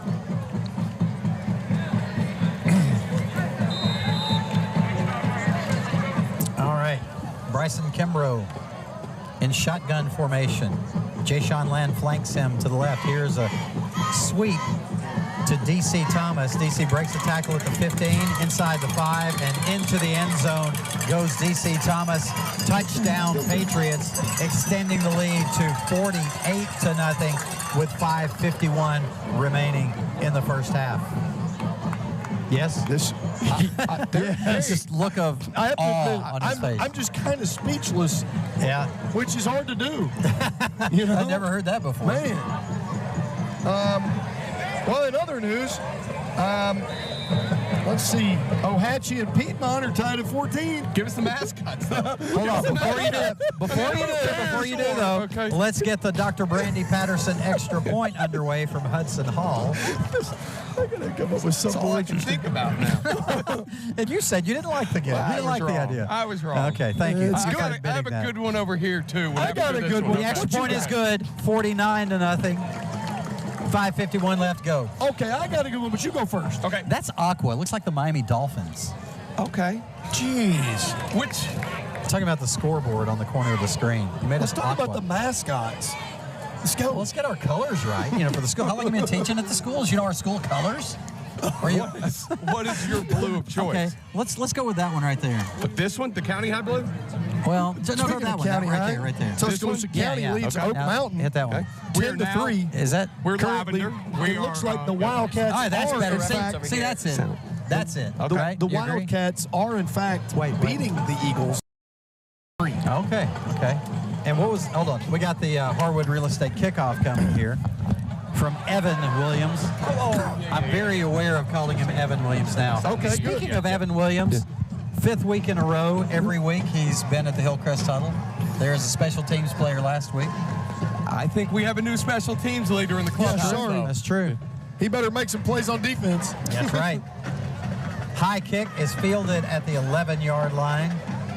Makes a cut inside, tackled at about the 22-yard line. Brookwood starts there 1st and 10. All right, what do you got over there, See, that Pete? looks good now. Perfect. I have the Thompson High School Warriors, 42. Yeah. The Chelsea, and their official mascot is the Fighting Hornets. Oh, this is going to be So not just once again, I thought so too. But okay, yeah, but I guess the Warriors probably with their technology back in the day, whatever kind, I'm assuming they're Native American Warriors. I would probably assume didn't have At least some of the Warriors are going to die. Correct. Yeah. At least true, some. True. Now, they may And just at get least some of the outnumbered. Hornets are too. Yeah, you sure. They're going to be However, stepping on them, right. slapping them, that Man, kind of stuff. This is really So we'd gotten have to away count from how us, many guys. dead bodies there were. The amount of dead between Hornets? Dead Hornets. And, Okay. Oh, there's a Okay. fumble on the Oh, field. jeez. There's a game. Rowell is sacked back at the 14. Brad, kind of. Yeah. Yeah, I think we'd have to get a body count Okay. between Hornets and Warriors. Okay.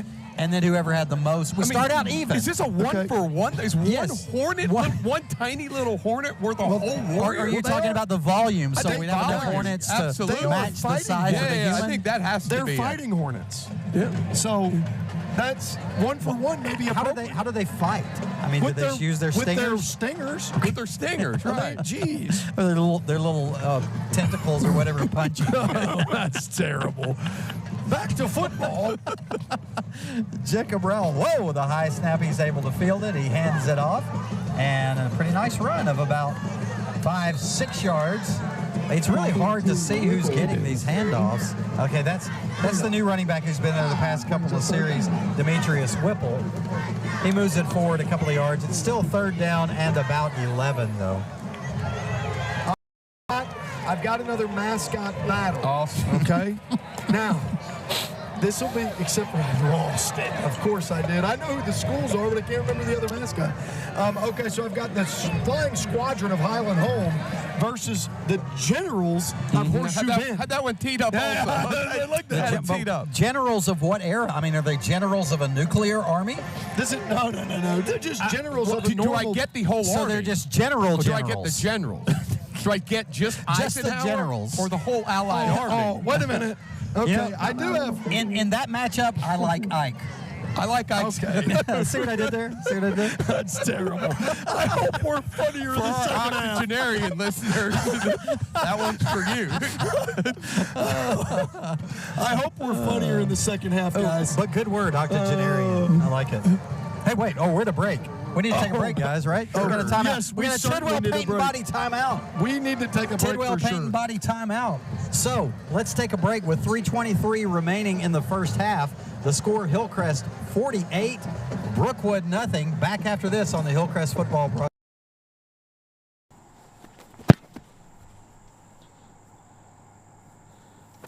One more time.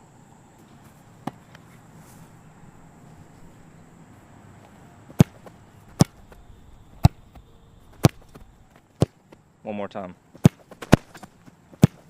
One more time. At Alabama Credit Union, we know what it takes to get it right. One more time.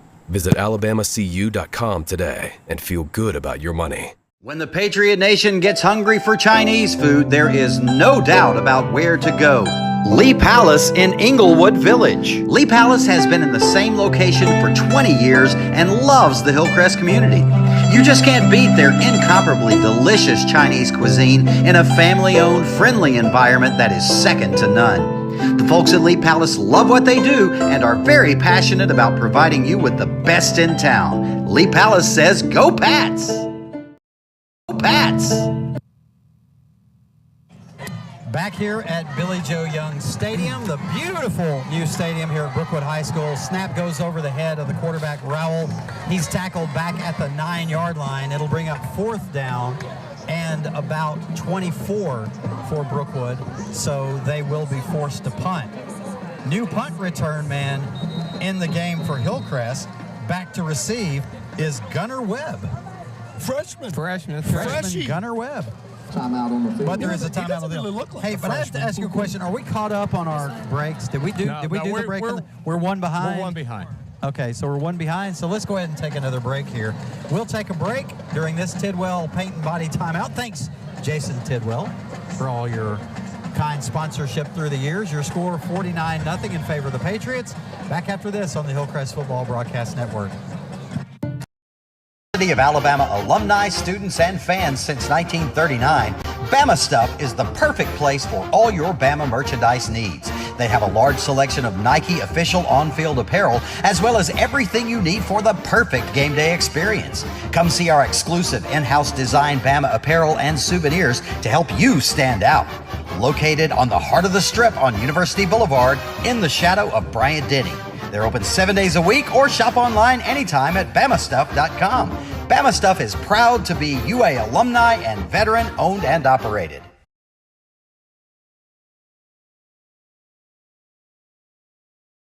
The snap, punter gets the ball away from the 1-yard line, and it bounces at the 38 and is down. No, well, it is down, yes, at the 44. As Hillcrest Gunnar Webb was really anxious to get a return. He tried to pick it up, but it had already been touched by a Brookwood Panther. So Hillcrest will start at the Brookwood 44. Is it time to pull out the ones now? Bring in the twos? No. It's first half. It's first half. I think you keep going with this drive. Okay. Although it does look like Jamison Farley is on the field. Is it as Caleb Hollingsworth, the tight end? It looks like we've already gone to some of the twos and skill spots. And we have already gone to a hot clock because the clock is still running after the change of possession. Oh, okay. Wow. That's true, Brian. Good observation there. Mason Booth in at left tackle here. Yeah, we do have the twos in the game. Jamison Farley in at quarterback under center. Takes the snap, hands it off to Christian Ritchie over left guard on the belly G.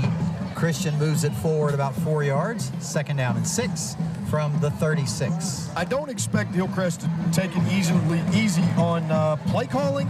I do expect the aggressiveness of the play calls. I'm saying I don't think Hillcrest will stop running plays and try to delay or anything, but I think the aggressiveness of the play calls will change. Yep. Go for big chunks is what you're saying. Correct. Keeping it simple. The snap and the sweep, bounces off the Hillcrest runner's head. Ladarius Walker got in the way of that pitch that was intended for Christian Ritchie. It bounced off his head, so it is a fumble, and we're still waiting for them to sort out the pile to see who has it. It feels like, no, it said Brookwood says they have it. Brookwood has recovered the fumble. Recovers the fumble. And that's the first big break of the game for the Panthers. And it doesn't come too soon. And the clock is still running as it is hot. But there is 1:12 to play here in the first half. I wonder if Brookwood will try to hurry onto the field to try to get something going before halftime. 49-0. You still want to get on the board. You know Mike Bramlett's going to continue to try to put the points up. Not a lot of urgency for them to come out of that huddle on the timeout, though. Yeah, it looks like they'll just probably take it to the locker room here, avoid another score by Hillcrest there by getting that fumble recovery.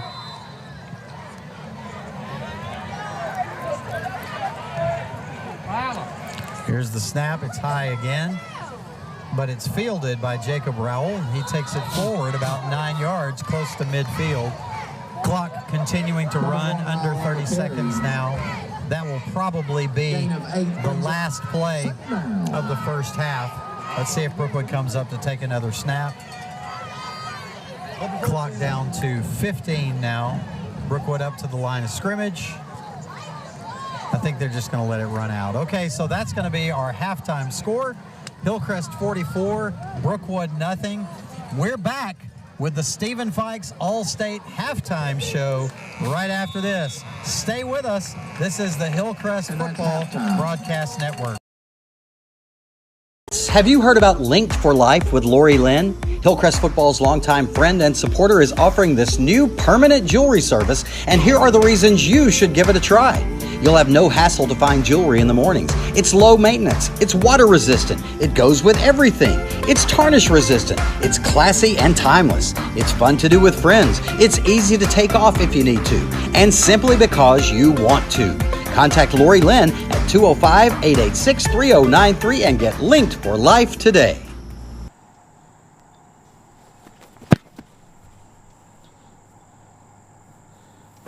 One more time.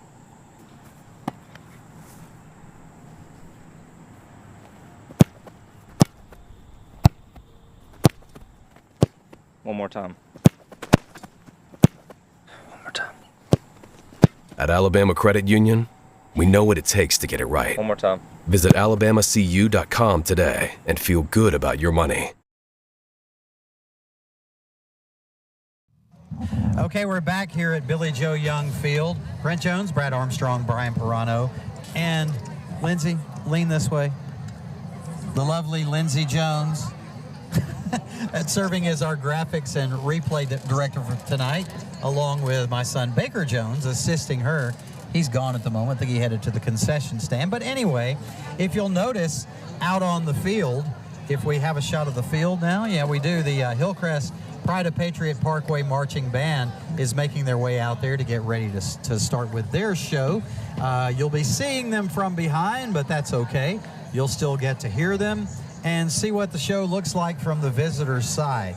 So here momentarily, we'll take you down to the field and we'll enjoy the Hillcrest Pride of Patriot Parkway Marching Band. And then we'll be back at halftime.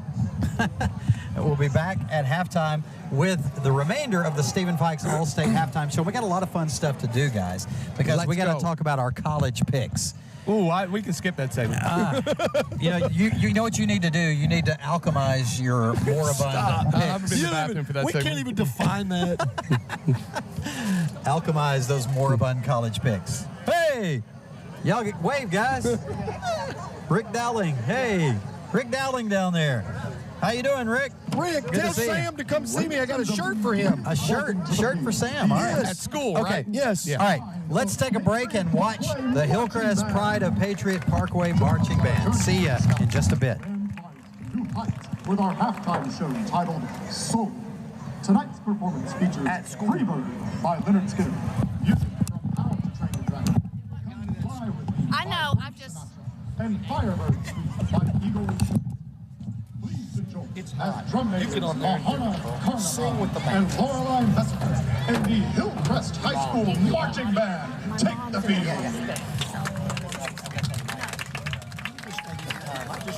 It's fine. It's fine. Susan, we'll bring it to the game next week if y'all haven't gotten that, okay?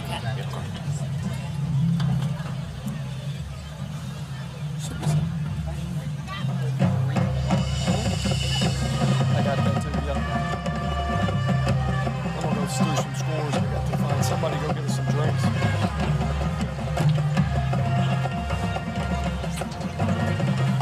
She said Donald to get us all some drinks. She get some Donald to go send us some drinks. That's all I got. I'm a high roller.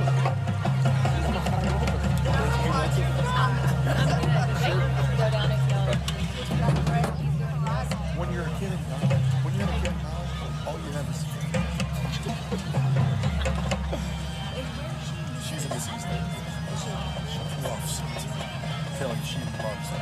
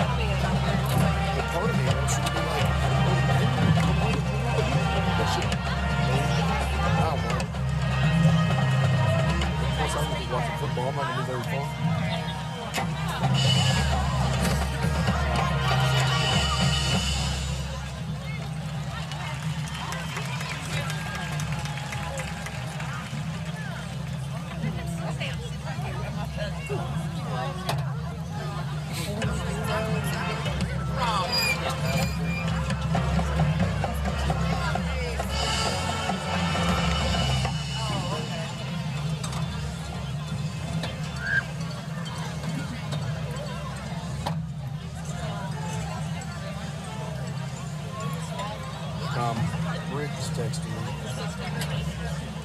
Hewitt's up 14-0 over Hoover. Well, by the way, they got 5 right now. Helena was up 14-0. Like 10.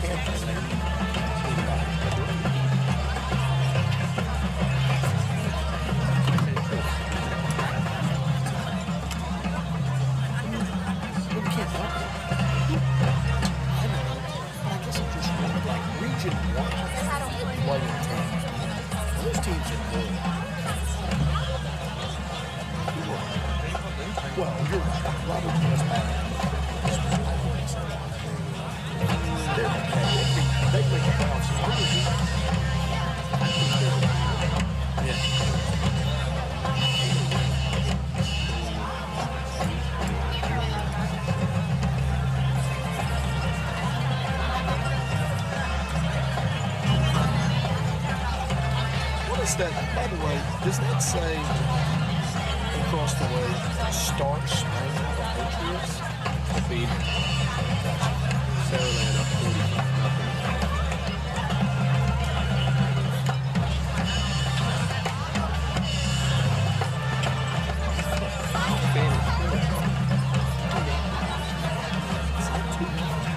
You know both those teams are playing real defense.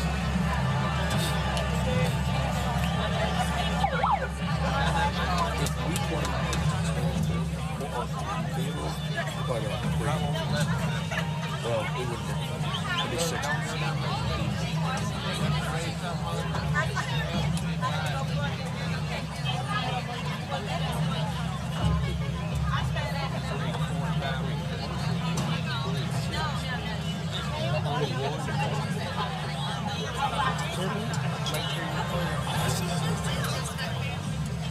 Rick says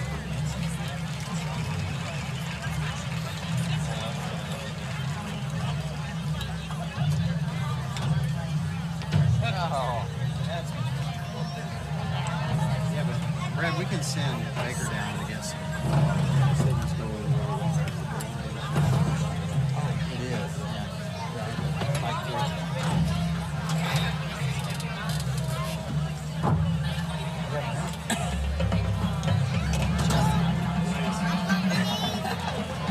whenever you're there,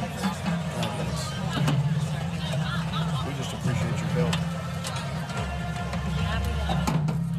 By the way, just in case, and not that we need it now, but I did bring the tent because as I was leaving school this afternoon, there were some clouds in the sky. And I was like, oh, of course it's cold out.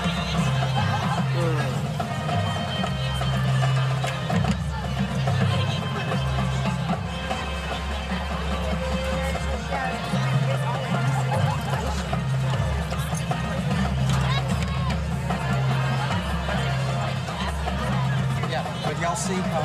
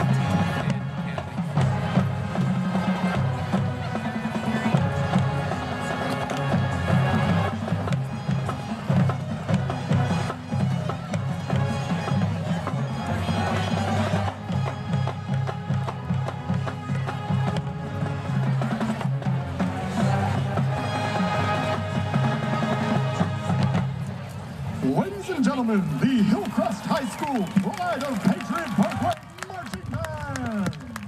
The band is under the direction of Miss Megan. All right, there you have it, the Hillcrest Pride of Patriot Parkway Marching Band. Hope you enjoyed that. If you haven't seen them in person, you need to come out to the stadium. We got a home game next week and watch them from the front side and see what they have to do because, yeah.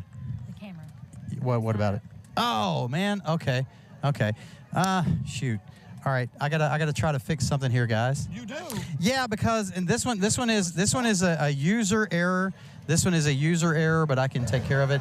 People are just gonna have to look at the field while we're talking here for a minute because I didn't plug in our booth camera. What? You guys, hey, you got an RSV design scoreboard Well, update? I have that, but before I do, I have a sponsorship for our free kick. Well, go ahead and do that while I'm doing this. It got us a net of 50 cents from CB and S Bank's very own Tom Collins. So it's not just a drink, it's also a person. Oh, do you like that? It's a Tom. Did you get the Tom Collins reference? It's not just a drink? I didn't hear the rest of it. Oh, man, it was hilarious. Oh, well. I was trying to get the RSV design scoreboard a little bit better. Tom Collins, obviously a drink, right? But he's a friend of ours. Okay, yeah, and so I said he's not just a drink. Anyway, whatever the case is, we do have some scoreboard updates brought to you by RSV Designs, rsvdesigns.com. Brian, you fill in where I fail, which is a lot of spots probably. But I've got Tuscaloosa Academy trailing Lamar County 21-14. No, I think it's a little bit more than that. Oh, what do you got, P? 28-14? Right now, 38-21 Lamar County, and that game is gone to half. Yeah, Brad. You're right. I got 38-21 also. Right. I just hadn't updated. And then continuing with the Tuscaloosa theme, Tuscaloosa County is leading the Oak Mountain Eagles 17-10. 17. So both teams out of the touchdown since I last had it. Yes, they did. Okay. I've got Oxford 12, Pinson 6. Okay. Bryant Northridge. Do you have a Bryant Northridge over there? I can look right now. I got Bryant up 21-0 at halftime. No way. I mean, once again, all I can do. 21, Northridge nothing. Now that has been recently updated. It was 0-0 for a while. Okay. Opelika 21, Prattville 3. If you've got something better, hit me with it. Okay. In another game that's pretty important in 6A, the 4th-ranked Thundering Herd of Parker lead Gardendale, who is winless on the season, but they only lead them 20-16 at halftime. Gardendale is a good football team, but they've had the poor luck of playing some really good teams so far. I see Vestavia leads Spain Park 9-0. Is that what you have? That's what I have as well, okay. Brad. Actually, just updated. I have it at 16-0 Rebels of Vestavia Hills over Spain Park at halftime. I've got the Trussville Huskies, the Hewitt Trussville Huskies, and they are Husky fast on top of the Hoover Bucks. Currently, Hewitt Trussville 14, Hoover nothing. Wow, what has happened? What has happened to Man. the Hoover program? Oh, man. Coach P, what do you have? You've got Spanish Fort Theodore. Tell us about it. Okay, the last update I had was Spanish Fort. It's still that. In the shootout down south, not a shootout at all, defensive battle. The antithesis. The Toros of Spanish Fort lead the Bobcats of Theodore 2-0. 2-0 in the bottom of the third. That is correct. With a 2-run single with 2 outs. All right, guys. Okay. Go ahead. Hurry up because we need to get on to our college my bad. picks. Okay, Last number one right off because I'm and then winning. I'll give you Saraland after McEnroe Okay, Central. I had McEnroe Central at 7 apiece. Oh, wow. So, Okay. and It's then a little more than that. Okay. I got it at McEnroe 21-7 right now. McEnroe. Well, I'm a little shocked. That's I was correct. gonna say, McEnroe, yep. And I also have McEnroe. Saraland up 45-0 at halftime. Let me double check that. By the way, McEnroe. tied for first place in region play. Both teams at 2-0. The Hillcrest Patriots 2-0 in region play. The Central Falcons also 2-0. The lead to 28-7 at half over the Central Falcons. Obviously, I'm not a huge knowledge base of I am a huge knowledge base. I'm not a huge knowledge base of the McEnroe Yellow Jackets. Okay. But something happened early That's for them to City get game. killed. I'm curious because for them to be up so big on Central, and Central first place, obviously played pretty well against County. They beat this Brookwood team Brookwood, and then they 40-8 also last beat week. Bessemer Sid. Didn't come out. I can't remember who they beat. Anyway, they're 2-0 in region play, regardless. Okay. Anyway, go ahead, Are we Brad. You're done? up. I'm done. Okay. Done. Thanks for those RSP design I was just trying scoreboard to delay the updates. college pick. I know you were, but we need first to take a look at the records, the overall records, the records for the week last week, and the records overall. Okay. Last week I was 3-2, right? That sounds right, Brad was 2-3. That's right. I was under 500. What? Yep, you were I'm 2 just and kidding. 3. I'm always under 500. And our expert over here, Coach P, I had as many correct 0-5 as Baker did in the background, right there. Correct. And so that puts our overall records. I'm 6-4. Brad, you're still at 500, 5-5. Dang. And Brian is now 2-8. Oh God, that's embarrassing.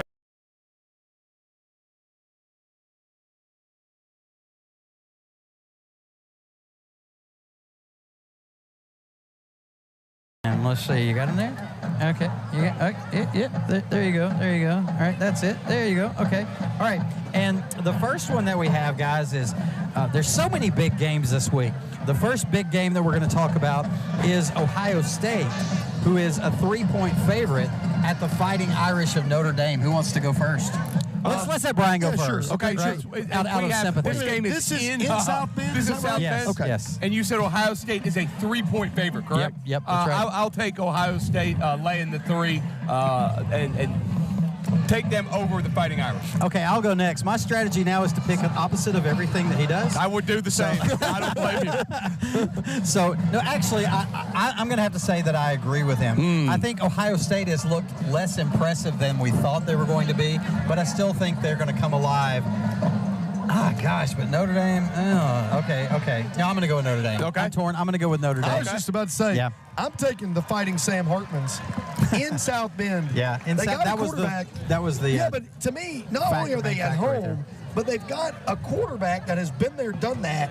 Not necessarily at the national championship level because he came from Wake Forest. What a surprise that he beat out Tyler Buckner, huh? That's pretty funny. Anyway, I'm taking Notre Dame. Okay, gotcha. All right, our next one, another big game. Florida State traveling to play Clemson in the other Death Valley. Florida State, a 2-point favorite at Death Valley. Hard times falling for Dabo at Clemson. Go first, Brad. Okay, anytime you have a coach on your staff that needs a get-back coach, I don't like those guys. I can't stand that you got coaches that can't maintain their level of energy. I'm saying they have to be so uncontrollable that they need a get-back coach. It's just not my thing. I understand that I have a high level of energy, but I don't really need a get-back guy. Coach B's never been a get-back guy to me. You kind of do out there on the tennis court. Whatever. All I know is Clemson has a lot of that flavor to me. And for that reason, I've never been a Dabo fan. I've never been a Tigers fan. I just don't think Dabo's that great of a coach. I think he's okay. Right? Plus, he says bullcrap too much to me. And so, whatever the case is, for that reason, I'm taking Mike Norvell and the Seminoles. I think they're for real. I got to say, Coach, Coach P, when I was coaching tennis at Bryant against him, I can remember many times thinking, I wish that guy would get back. I bet. Would you get back? Correct. That's good. That's good. That's All right. Florida State -2. Yeah, I'm kind of sold on Florida State after seeing them against LSU in that first game of the season. They looked like a really good, solid football team. I think Clemson is kind of losing it, falling apart. They won't subscribe to the NIL theory, so I think the program is on the downward turn. Or the transfer portal. Right. I'm going to make this extremely unfun, and I also feel like that Florida State's going to handle Clemson by more than that 2 points they're giving up. Yeah. Y'all guys like my little mascots here? Yeah, where do you get the old school mascots? Well, they're kind of cartoony. You know, I like the cartoony look. Yeah, where do you get those? The internet. Have you heard of it? No. The internet. It's quite an amazing new tool that's available with technology. Okay, let's look at this next one. Another big game. Deion Sanders and the Colorado Buffs, the talk of college football so far this season, traveling to Oregon to take on the Ducks, plus 21. I mean, do they stay alive and keep the fairy tale going, or does it start falling down right here against Oregon? I mean, going first? P? Oh, it's my turn to go first. You go ahead, Brett. Okay. Yeah, go ahead, Brett. I think that Bo Nix and the Ducks are going to be too much for Colorado. Colorado just really doesn't have much of a defense. I think Oregon may score in the 60s, 50s, or 60s. Colorado will probably score because Shedeur Sanders is a good quarterback and throw it around. They got a lot of offensive momentum. I'm going to say this one's going to be like 55-30, somewhere around there. I didn't give Deion a whole lot of credit as a coach. I have to admit, I felt like he was a lot of like, let me just all flash, mask all this lack of talent by talking a bunch and changing my colors and getting all these flashy people on my sidelines, and then you'll think we're decent at football. And then maybe my kids will believe it enough to where they compete. And which is, there's something to be said for a lot of level of confidence. Right. And at some point during the Colorado State game, he walked off the sideline before the half. And I'm not a Deion fan, but I thought he was very well composed going into the halftime.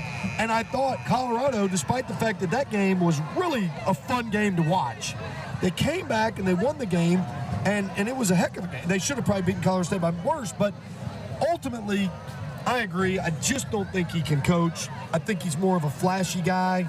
I'm taking Oregon. I see. Before you go, I have to say I think he's a better coach than people give him credit for. I think you may be right. I just don't think he can coach at this level. I just don't think he's got all the tools that he needs yet, and he's on the way there. Maybe so. And they've had some very fortunate things happen to him in these first 3 games, but against a team like Oregon, who's a legit contender, and playing at Oregon Stadium, you know, I don't think they stand a chance. Go ahead. I'm going to go the other side. I don't think they quite win this game yet, but I think the predicted win total for Colorado in Vegas was 3 wins preseason. So they kind of subscribe to the same idea of Deion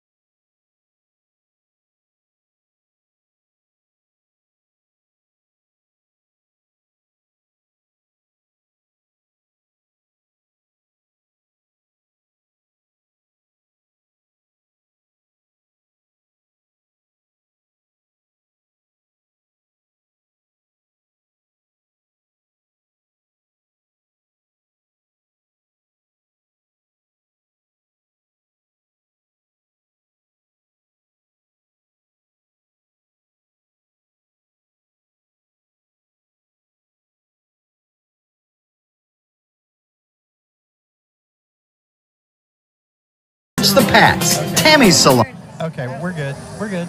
Okay. What do you have, Brent? You want me to go or you want me to go? Yeah, you can go. I don't think Auburn's very good. I think Hugh Freeze will right the ship, and I think Auburn will be good, but I don't think they're very good. Also, Texas A&M at home in a conference game. I think this is their at-home conference opener. And coming off a road loss to Miami, I think Texas A&M blows Auburn out. Okay, Auburn 7.5 point underdog. I have a beautiful wife who's helping me out so much here tonight. She's an Auburn fan. I'm going with my beautiful wife and picking the Auburn Tigers. Man, that's my only reason. Is that good enough for you? Absolutely. Okay. Absolutely. She's as good as my reason. wife's better than picking. Okay, hey guys, we got one more. We got one more. Almost time for the kickoff. We've got the game of the day. Ole Miss coming to Bryant-Denny. Ole Miss is a 7.5 point underdog to the Tide. You can go first, Brad. Oh, good. Thanks. Let the Bammers close it out. That feels unfair. Whatever the case is. Okay, so Alabama is minus. The way you have that written, Alabama's minus 7.5? Yes. See? Okay, yeah. I think Alabama probably figures out a way to win. Jalen Milroe starting. I think he's pretty dangerous, especially with his feet. The only problem is something about this team just doesn't feel like. I'm not saying they don't feel good to me. I think they feel good. I don't think they feel like a national championship good. So, with that being said, I think I'm taking Ole Miss, not necessarily to win the game, but I think Ole Miss stays within that 7.5. Okay, I got you. I'm going to go next, P. I want to say, and you go after the kickoff, okay? Harwood Real Estate Kickoff coming up here in just a moment. Hey, somebody's got to direct the show, right? Okay. Oh, you're the director. I am the director, yes.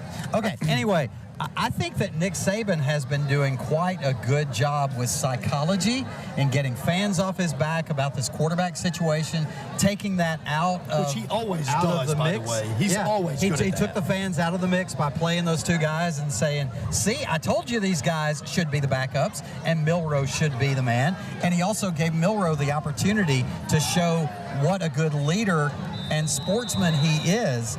And he has rejuvenated his motivation. And I think Milroe is, and also the leadership of the team, and the team is rallying behind Milroe. And I think here's the kickoff. I'll finish that thought here in just a minute. It's fielded at the 31-yard line by Hillcrest. Up to the 45, all the way to midfield. Hillcrest will start there first and 10. Real quick, before you do pick, we do have only 8-minute quarters right now in this quarter. Okay, sounds good. Running clock. All right, so I think that the psychology job. I hope the psychology job. I think the psychology job. So you're that saying Nick he is a Saban good actor? is doing well. It's not. Well, okay, maybe in real life, Okay, maybe not gotcha, with a script gotcha. in his hand. I got you. Okay, Yep. in real life he is. But I think he's done the psychology work with his players, and he has them ready to turn it around and use their talents and start turning the season around, a la 2015, when there was a quarterback controversy. Alabama dropped out of the top 10 and came back and won the national championship. Okay, Pete, you got to wait till after this play. We'll wait till now. after this play, Okay? and then I'll get it right there halfway through the third quarter. Okay, and we have new players abounding for Hillcrest.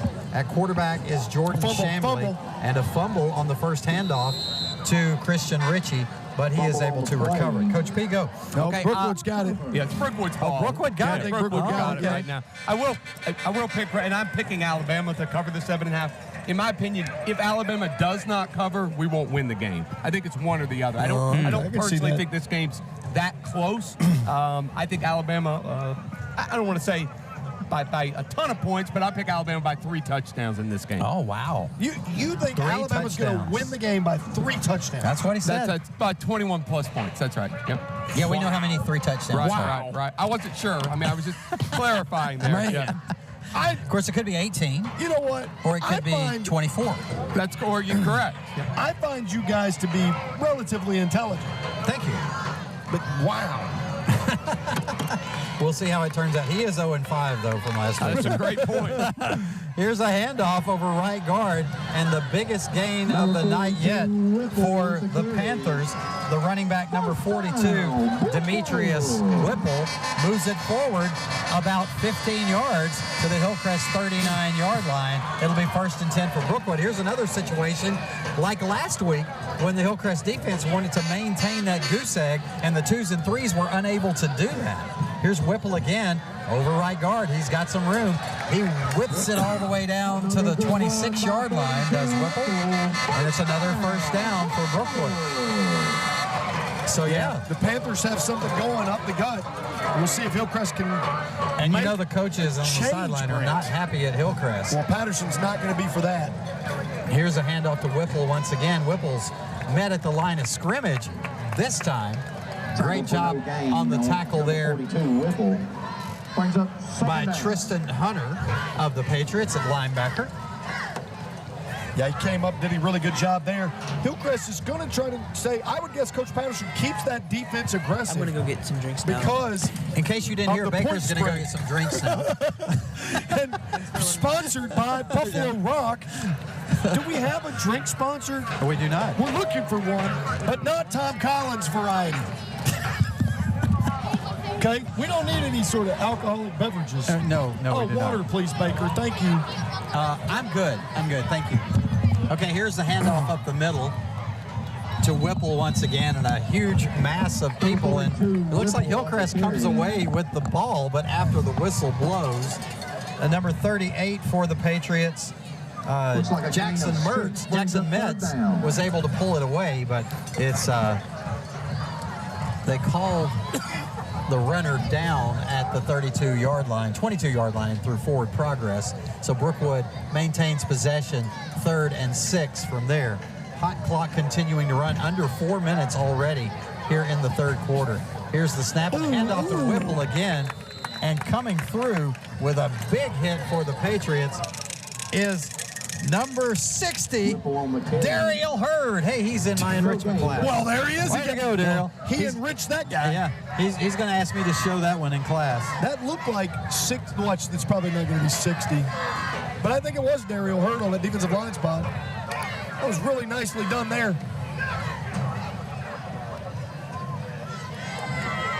What do we got? It's 4th down.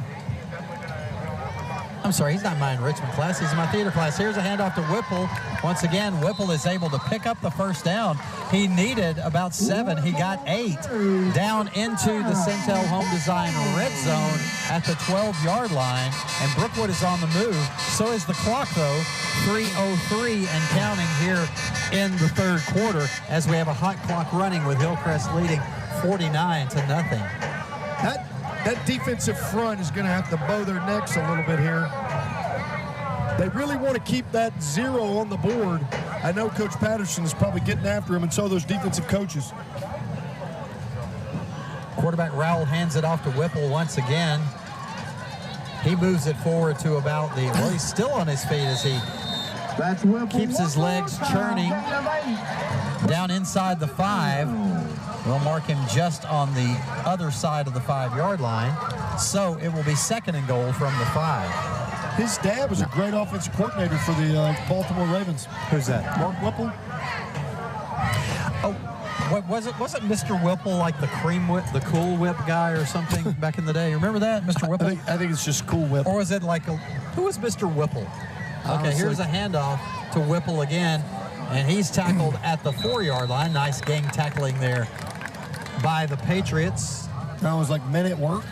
But, you know. No, Mr. Whipple. What did he do? No, that's Devo. Oh, Devo, that's right. My bad. Okay, I got to look at Mr. Whipple here. Oh, please. People of my generation will understand. I'm sure a lot of people will be interested. The people on that armor on pins and needles waiting on your reference. Oh, it's Charmin. Charmin? Mr. Whipple was from Charmin. What? There he is. See him? That's Mr. Whipple. Holy crap. We have He's got no idea what you're talking about. Oh.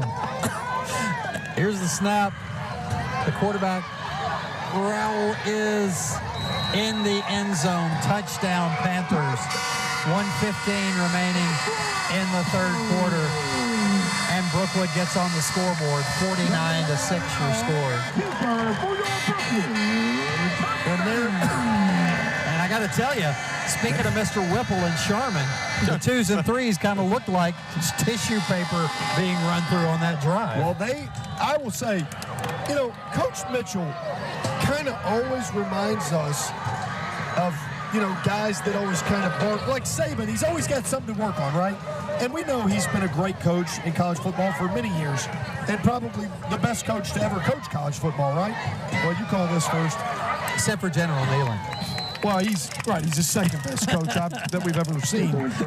But I bet General Nealon was a better actor. He was. He was a better. Well, he was Just a better, about anybody's really a better actor everything. than Nick Saban. He was also a better war general. He led us to victory in World War II. Really? Because you've never mentioned that before. I just wanted you to remember. But the point is, Coach Mitchell, like Coach Saban, and I'm sure like Coach Nealon, would always have something to work on.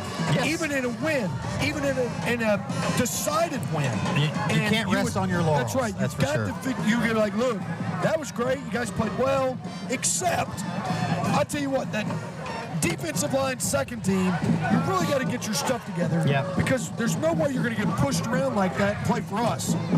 And I think that's got to be the mindset. I'm sure it was from Coach Mitchell. And I know that Coach Patterson will certainly be barking those sentiments after he watches the film tomorrow or tonight. That drive brought to you by Mr. Whipple and Sherman Tissue. Well, I also would like to give some credit to CB&S Bank for the 50-cent sponsorship of the free kick. That's the best deal on 50 cents he's ever Did he had. actually send you 50 cents? He actually sent me 50 cents. Yes. So thanks again to Tom Collins from CB&S Bank. Okay, here's the Harwood Real Estate Kickoff coming for the first time tonight from Brookwood. The approach, the kick, is a squib kick that is fielded at the 20-yard line. The return back to about the 25-yard line by the Patriots' number 37, Gunnar Webb. Tackle made by number 10. Speaking of gunners, we got somebody that might be able to take out that There's a horn. flag on the field. That horn is All right, terrible. what's the flag here? It's some, the I'm going to 49-yard guess it's line. holding against us. That's my guess. It came in very late. Let's look at the officials and see what they have to say here. The white cap and another official are speaking at about the 35-yard line.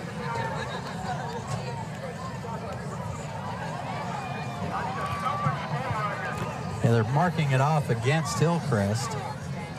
Okay, let's see. I couldn't tell. There was a Brookwood player blocking my view of the official as he was doing the hand signal, so I couldn't tell.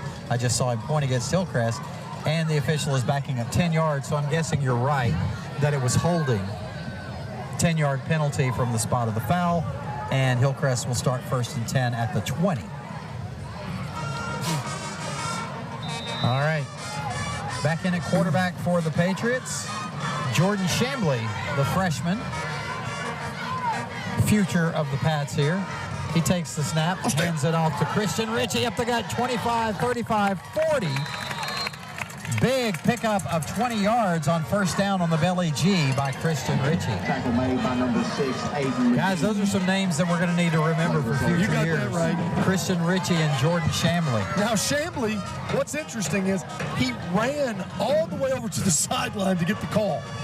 And then I think that's probably going to be difficult to sustain over time because that's a lot of running for the quarterback. Chambly under center, takes a snap, handoff to Christian Ritchie once again, breaks a tackle at the 45, down to the 48. Another nice pickup by Christian Ritchie, pickup of 7. It'll be 2nd down and 3. I like the way Christian Ritchie runs with the ball. Are you kidding me? He runs so low. He's very powerful. All right, we're to the end of the 3rd quarter. Your score, Hillcrest 49, Brookwood 6. Back after this is the Hillcrest Football Broadcast Network. Patriot Nation, it's definitely worth your while to make the short trip down 69 South to Tammy's Salon. Tammy's. Come support the salon in Moundville that supports the Pats. Tammy's Salon.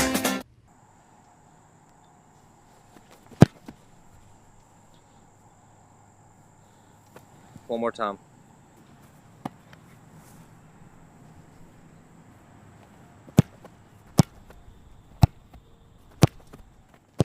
One more time. One more time. At Alabama Credit Union, we know what it takes to get it right. One more time. Visit alabamacu.com today and feel good about your money.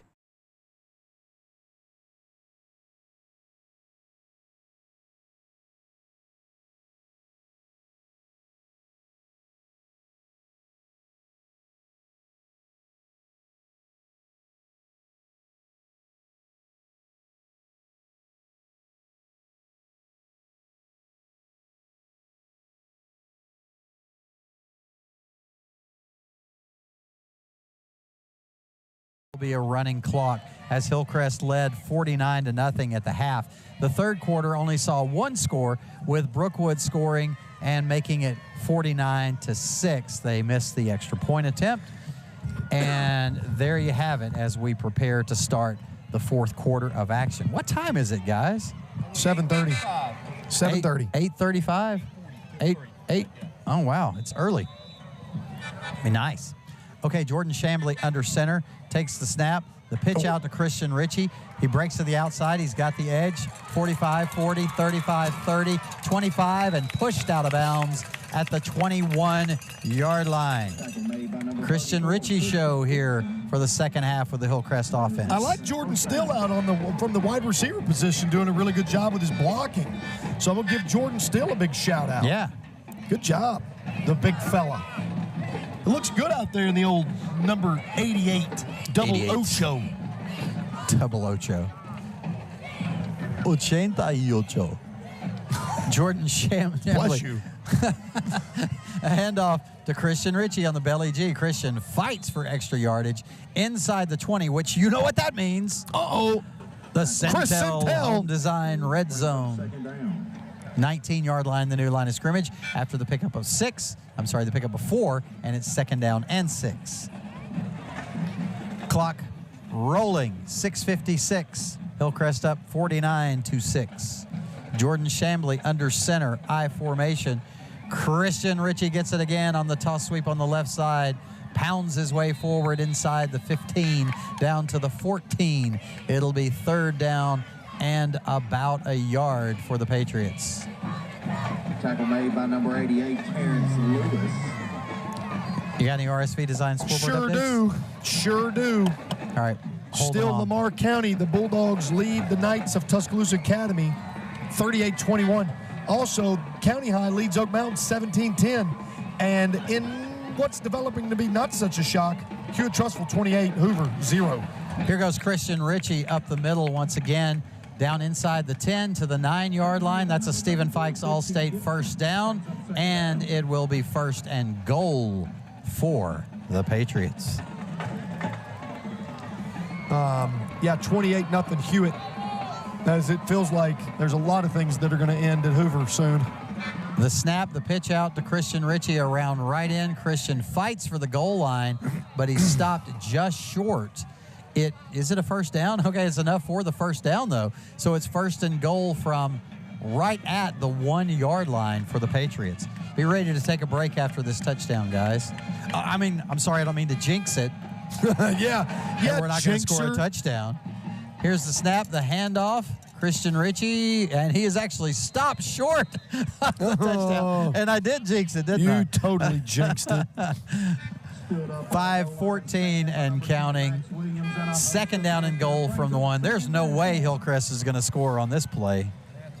There you go. Sorry, Coach P. I had you muted there. That's more like it. Okay. All right. Jordan Chambly under center. Takes the snap. False quarterback start. sneak. Oh. Deadgummit, Brent. Flag on the play. I'm telling you. Dead ball. Man. Against the Patriots. It'll be second and goal from the 6 now. Down remains second. Were you in charge of the track here? Were you in charge? Are you talking about it doesn't have any lanes? Yeah, and it's just black. It's just nothing to it. I know the story behind this. Okay, tell it. They just put the track in this week. Oh, wow. I didn't know that. Joe Childers told me this. It actually looks pretty nice. And they have not lined it yet. Because I kind of it's like the fresh fact that it's pavement black. right now. I like it. I think it looks really clean. All right, here we go. Shambly under center, the toss sweep to Christian Ritchie, and Christian walks into the end zone this time. Touchdown, Patriots. 55-6, 4:09 remaining. The Dr. Brandy Patterson extra point attempt coming up. We'll tell you how it turns out on the backside of this. We'll take a break. Keep it here. This is the Hillcrest Football Broadcast Network. Have you heard about Linked for Life with Lori Lynn? Hillcrest Football's longtime friend and supporter is offering this new permanent jewelry service, and here are the reasons you should give it a try. You'll have no hassle to find jewelry in the mornings. It's low maintenance. It's water resistant. It goes with everything. It's tarnish resistant. It's classy and timeless. It's fun to do with friends. It's easy to take off if you need to, and simply because you want to. Contact Lori Lynn at 205-886-3093 and get linked for life today. When the Patriot Nation gets hungry for Chinese food, there is no doubt about where to go.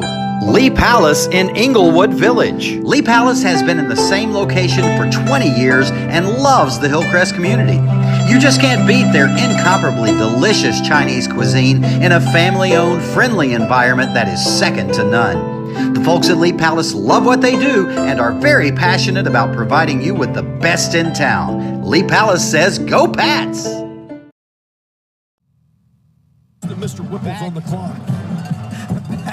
Back at Billy Joe Young Field, 3:59 remaining in this ball game. Hillcrest extends the lead to 56-0 because the 56-6. I'm sorry, because the Dr. Brandy Patterson of Brookwood Women's Health Center extra point was good by Hudson Hall. And now we're up for a Harwood Real Estate kickoff from Hudson Hall as we round this thing out here really quickly in just a few minutes. Guys, you know what's going to be tough? We're going to have a long discussion about the defensive player of the game because there really weren't any. Oh, wait, no, I know who it is. It'll be simple. Who had a pick six? Oh, Jaden Banks. Yeah. So you can bank on the Banks brothers being at the huddle on Tuesday night. They better be. Here's the kick from Hudson Hall. Fielded at the 10-yard line. The return up to the 21. Nice hard tackle there. 21. By the Patriots, number 21, Jordan Head. Good job, Jordan. And the Panthers will start there, 1st and 10.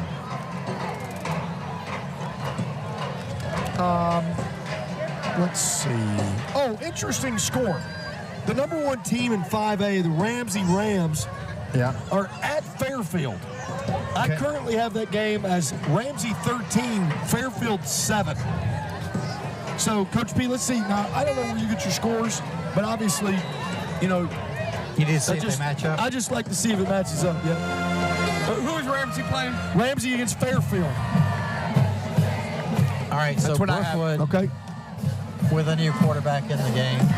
The snap and the handoff over right tackle. The quarterback for Brookwood is number 19, who is not on our list.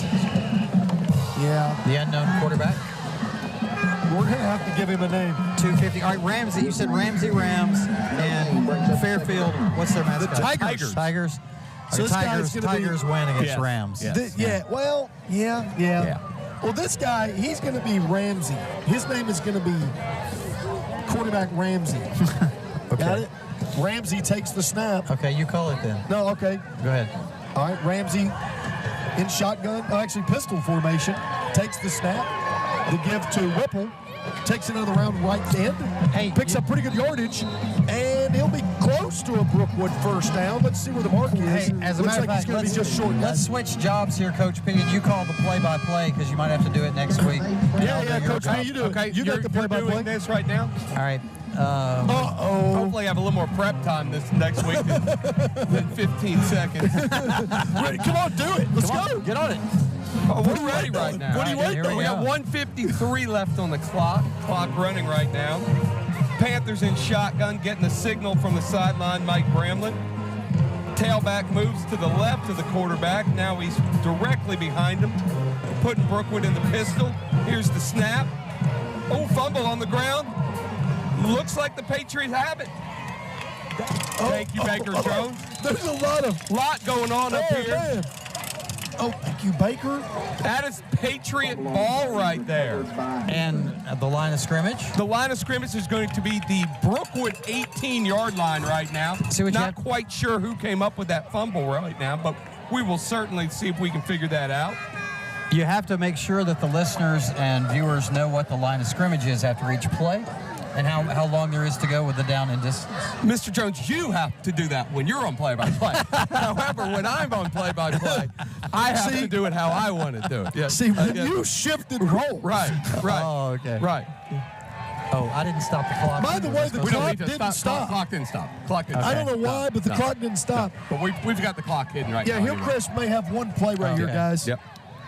And it looks like. What are they? Oh, they're just going to take a knee. The victory formation. 34 seconds left. I'm sorry, I'm taking your That's job. okay. Right now, victory formation takes a knee. Likely the last play of the game and possibly the quickest second half in Hillcrest history. And in a side note, my predicted score tonight was 55-0, and we had to give up that touchdown, or for the first time in 19 years, I would have nailed it. Oh yeah? Well, and also, here's another stat. My predicted time of Coach P on play-by-play was 0 seconds, and I was close. And thank you, Baker. Hey, he did a great job, And the game is though, huh? officially over right now. You did a great job, Pete. Great Yeah, job. I really did. Thank you. But seriously, next week, Brad will not be here, and there is a strong chance that I will not be here. And Coach ready. P will be on the I'm play-by-play, and who will be joining you? Right now, it's likely Dustin Hatton. It's feasible. He could also have to be in Starkville, but we think it's going to be a librarian, media specialist extraordinaire, Dustin Hatton. All right, so in other words, the P team will be in. The B team. We will have more than. I guarantee we have more than 10 listeners on Mixlr. Well, 2 of your listeners are sitting right beside you. You're exactly right. All right. Okay. All right, so that's your final score. Hillcrest 56-6 over Brookwood. We're going to take a break, and when we return, we'll be back with our post-game show. We'll award the Award Company of America and Walk-On Sports Bistro players of the game. We'll give you some more scores from the RSV Design scoreboard update. We'll wrap things up, and we'll head back down Highway 59 back toward Tuscaloosa. Back after this, this is the Hillcrest Football Broadcast Network. 55 years of blood, sweat, and tears, we rolled into one. Hand tossed in a homemade sauce. Well, they did something nobody's done. It's a late night itching, a game day tradition. It's Sunday after church. From Tennessee to Florida, Mississippi to Georgia, we keep putting our chicken first, and it's golden fried and made with pride. It's the chicken people speaking since '65. It's Guthrie's chicken.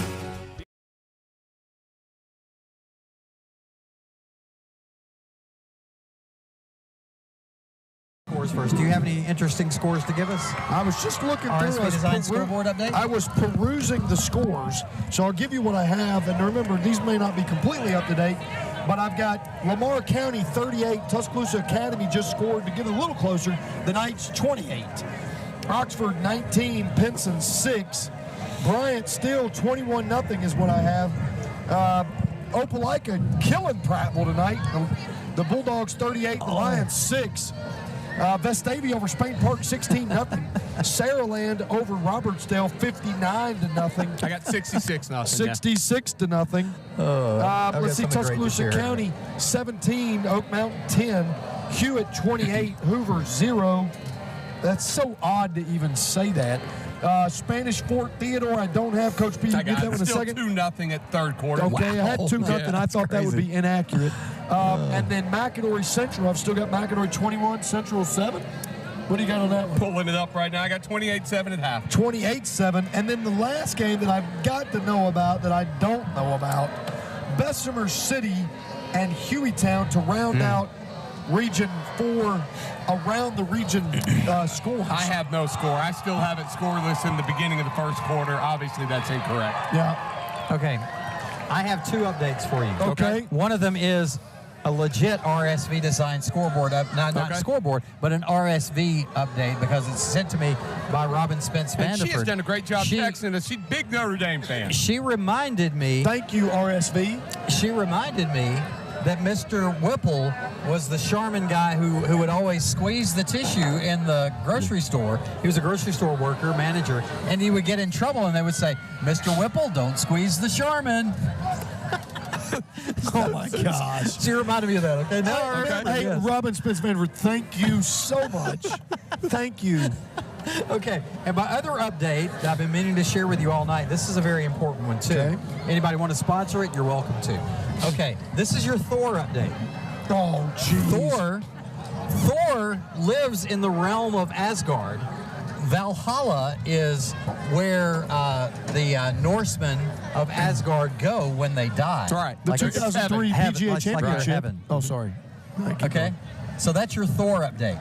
Right? Excellent. We were on pins and needles for that. Yeah. Oh, any more updates? I can't wait. Our listeners went down to 8. Please don't end the broadcast with more until we have more mythology updates. Okay. It's just a Thor update. Oh, okay. I'll give you more on Thor's Day. That's so stupid. Okay. Let's go to our Award Company of America. Did we need to take a break? We got one more left. Okay, let's take a break. We'll take a break and we'll come back with our players of the game. Keep it here. This is the Hillcrest Football Broadcast Network. Part of the Strip on University Boulevard in the shadow of Bryant-Denny. They're open 7 days a week or shop online anytime at bamastuff.com. Bama Stuff is proud to be UA alumni and veteran owned and operated. Patriot Nation, it's definitely worth your while to make the short trip down 69 South to Tammy's Salon. Tammy's is located in Moundville on Highway 69, just down from Family Dollar. They offer men's, women's, and kids' haircuts, color and highlight services, perms, and facial waxing. Friendly customer service and great cuts and color at very affordable prices are what you'll find at Tammy's. Come support the salon in Moundville that supports the Pats. Tammy's Salon.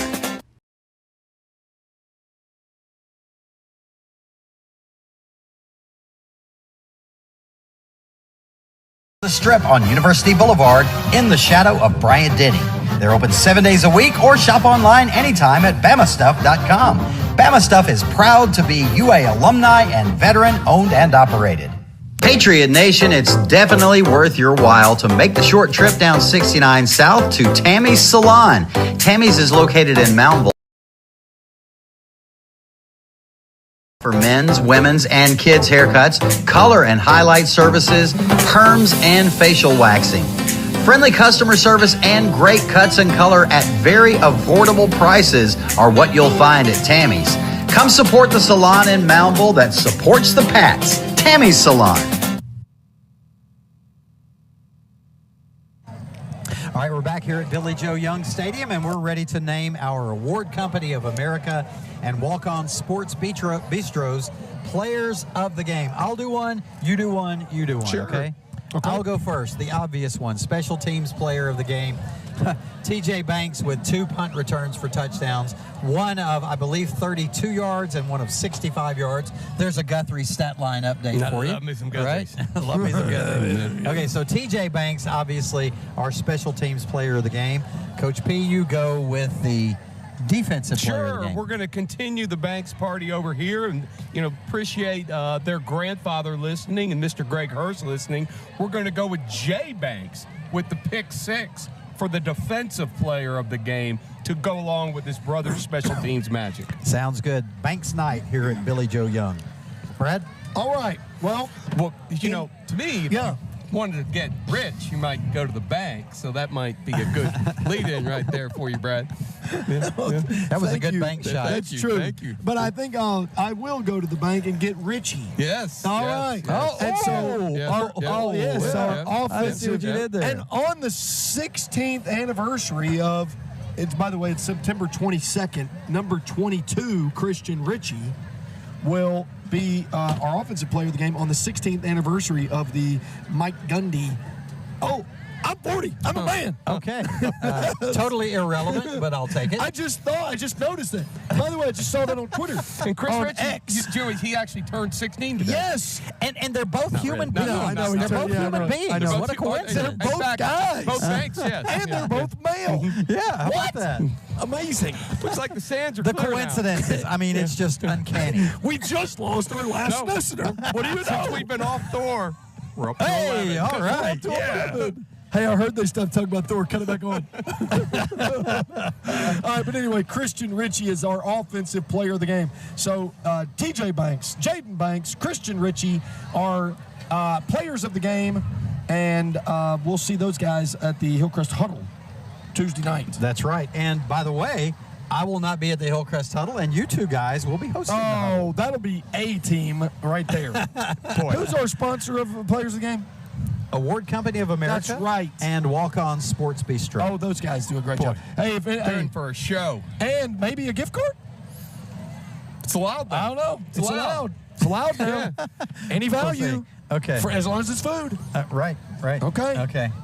All right. That's going to wrap things up for us, guys. Let's break all this stuff down and go home. How about that? Is it? Oh my gosh, it's barely 9 o'clock. I know. Other game, we might even see scoreboard show. Yeah, there you go. If I'll stop talking. There you go. Good night. Enjoy the weekend. Good night. Final score once again for all three of you: 56-6 in favor of the Patriots. We'll see you. Well, these guys will see you next week. I'll see you in 2 weeks. Golly, what are you going to do with yourself? Unless I'm back on Friday. I'm and of course, the Patriots are back in action next Friday night at home. At home against Gadsden City. That's right. Okay, anyway, we're gone. Good night. This has been Hillcrest Football. We'll see you next time.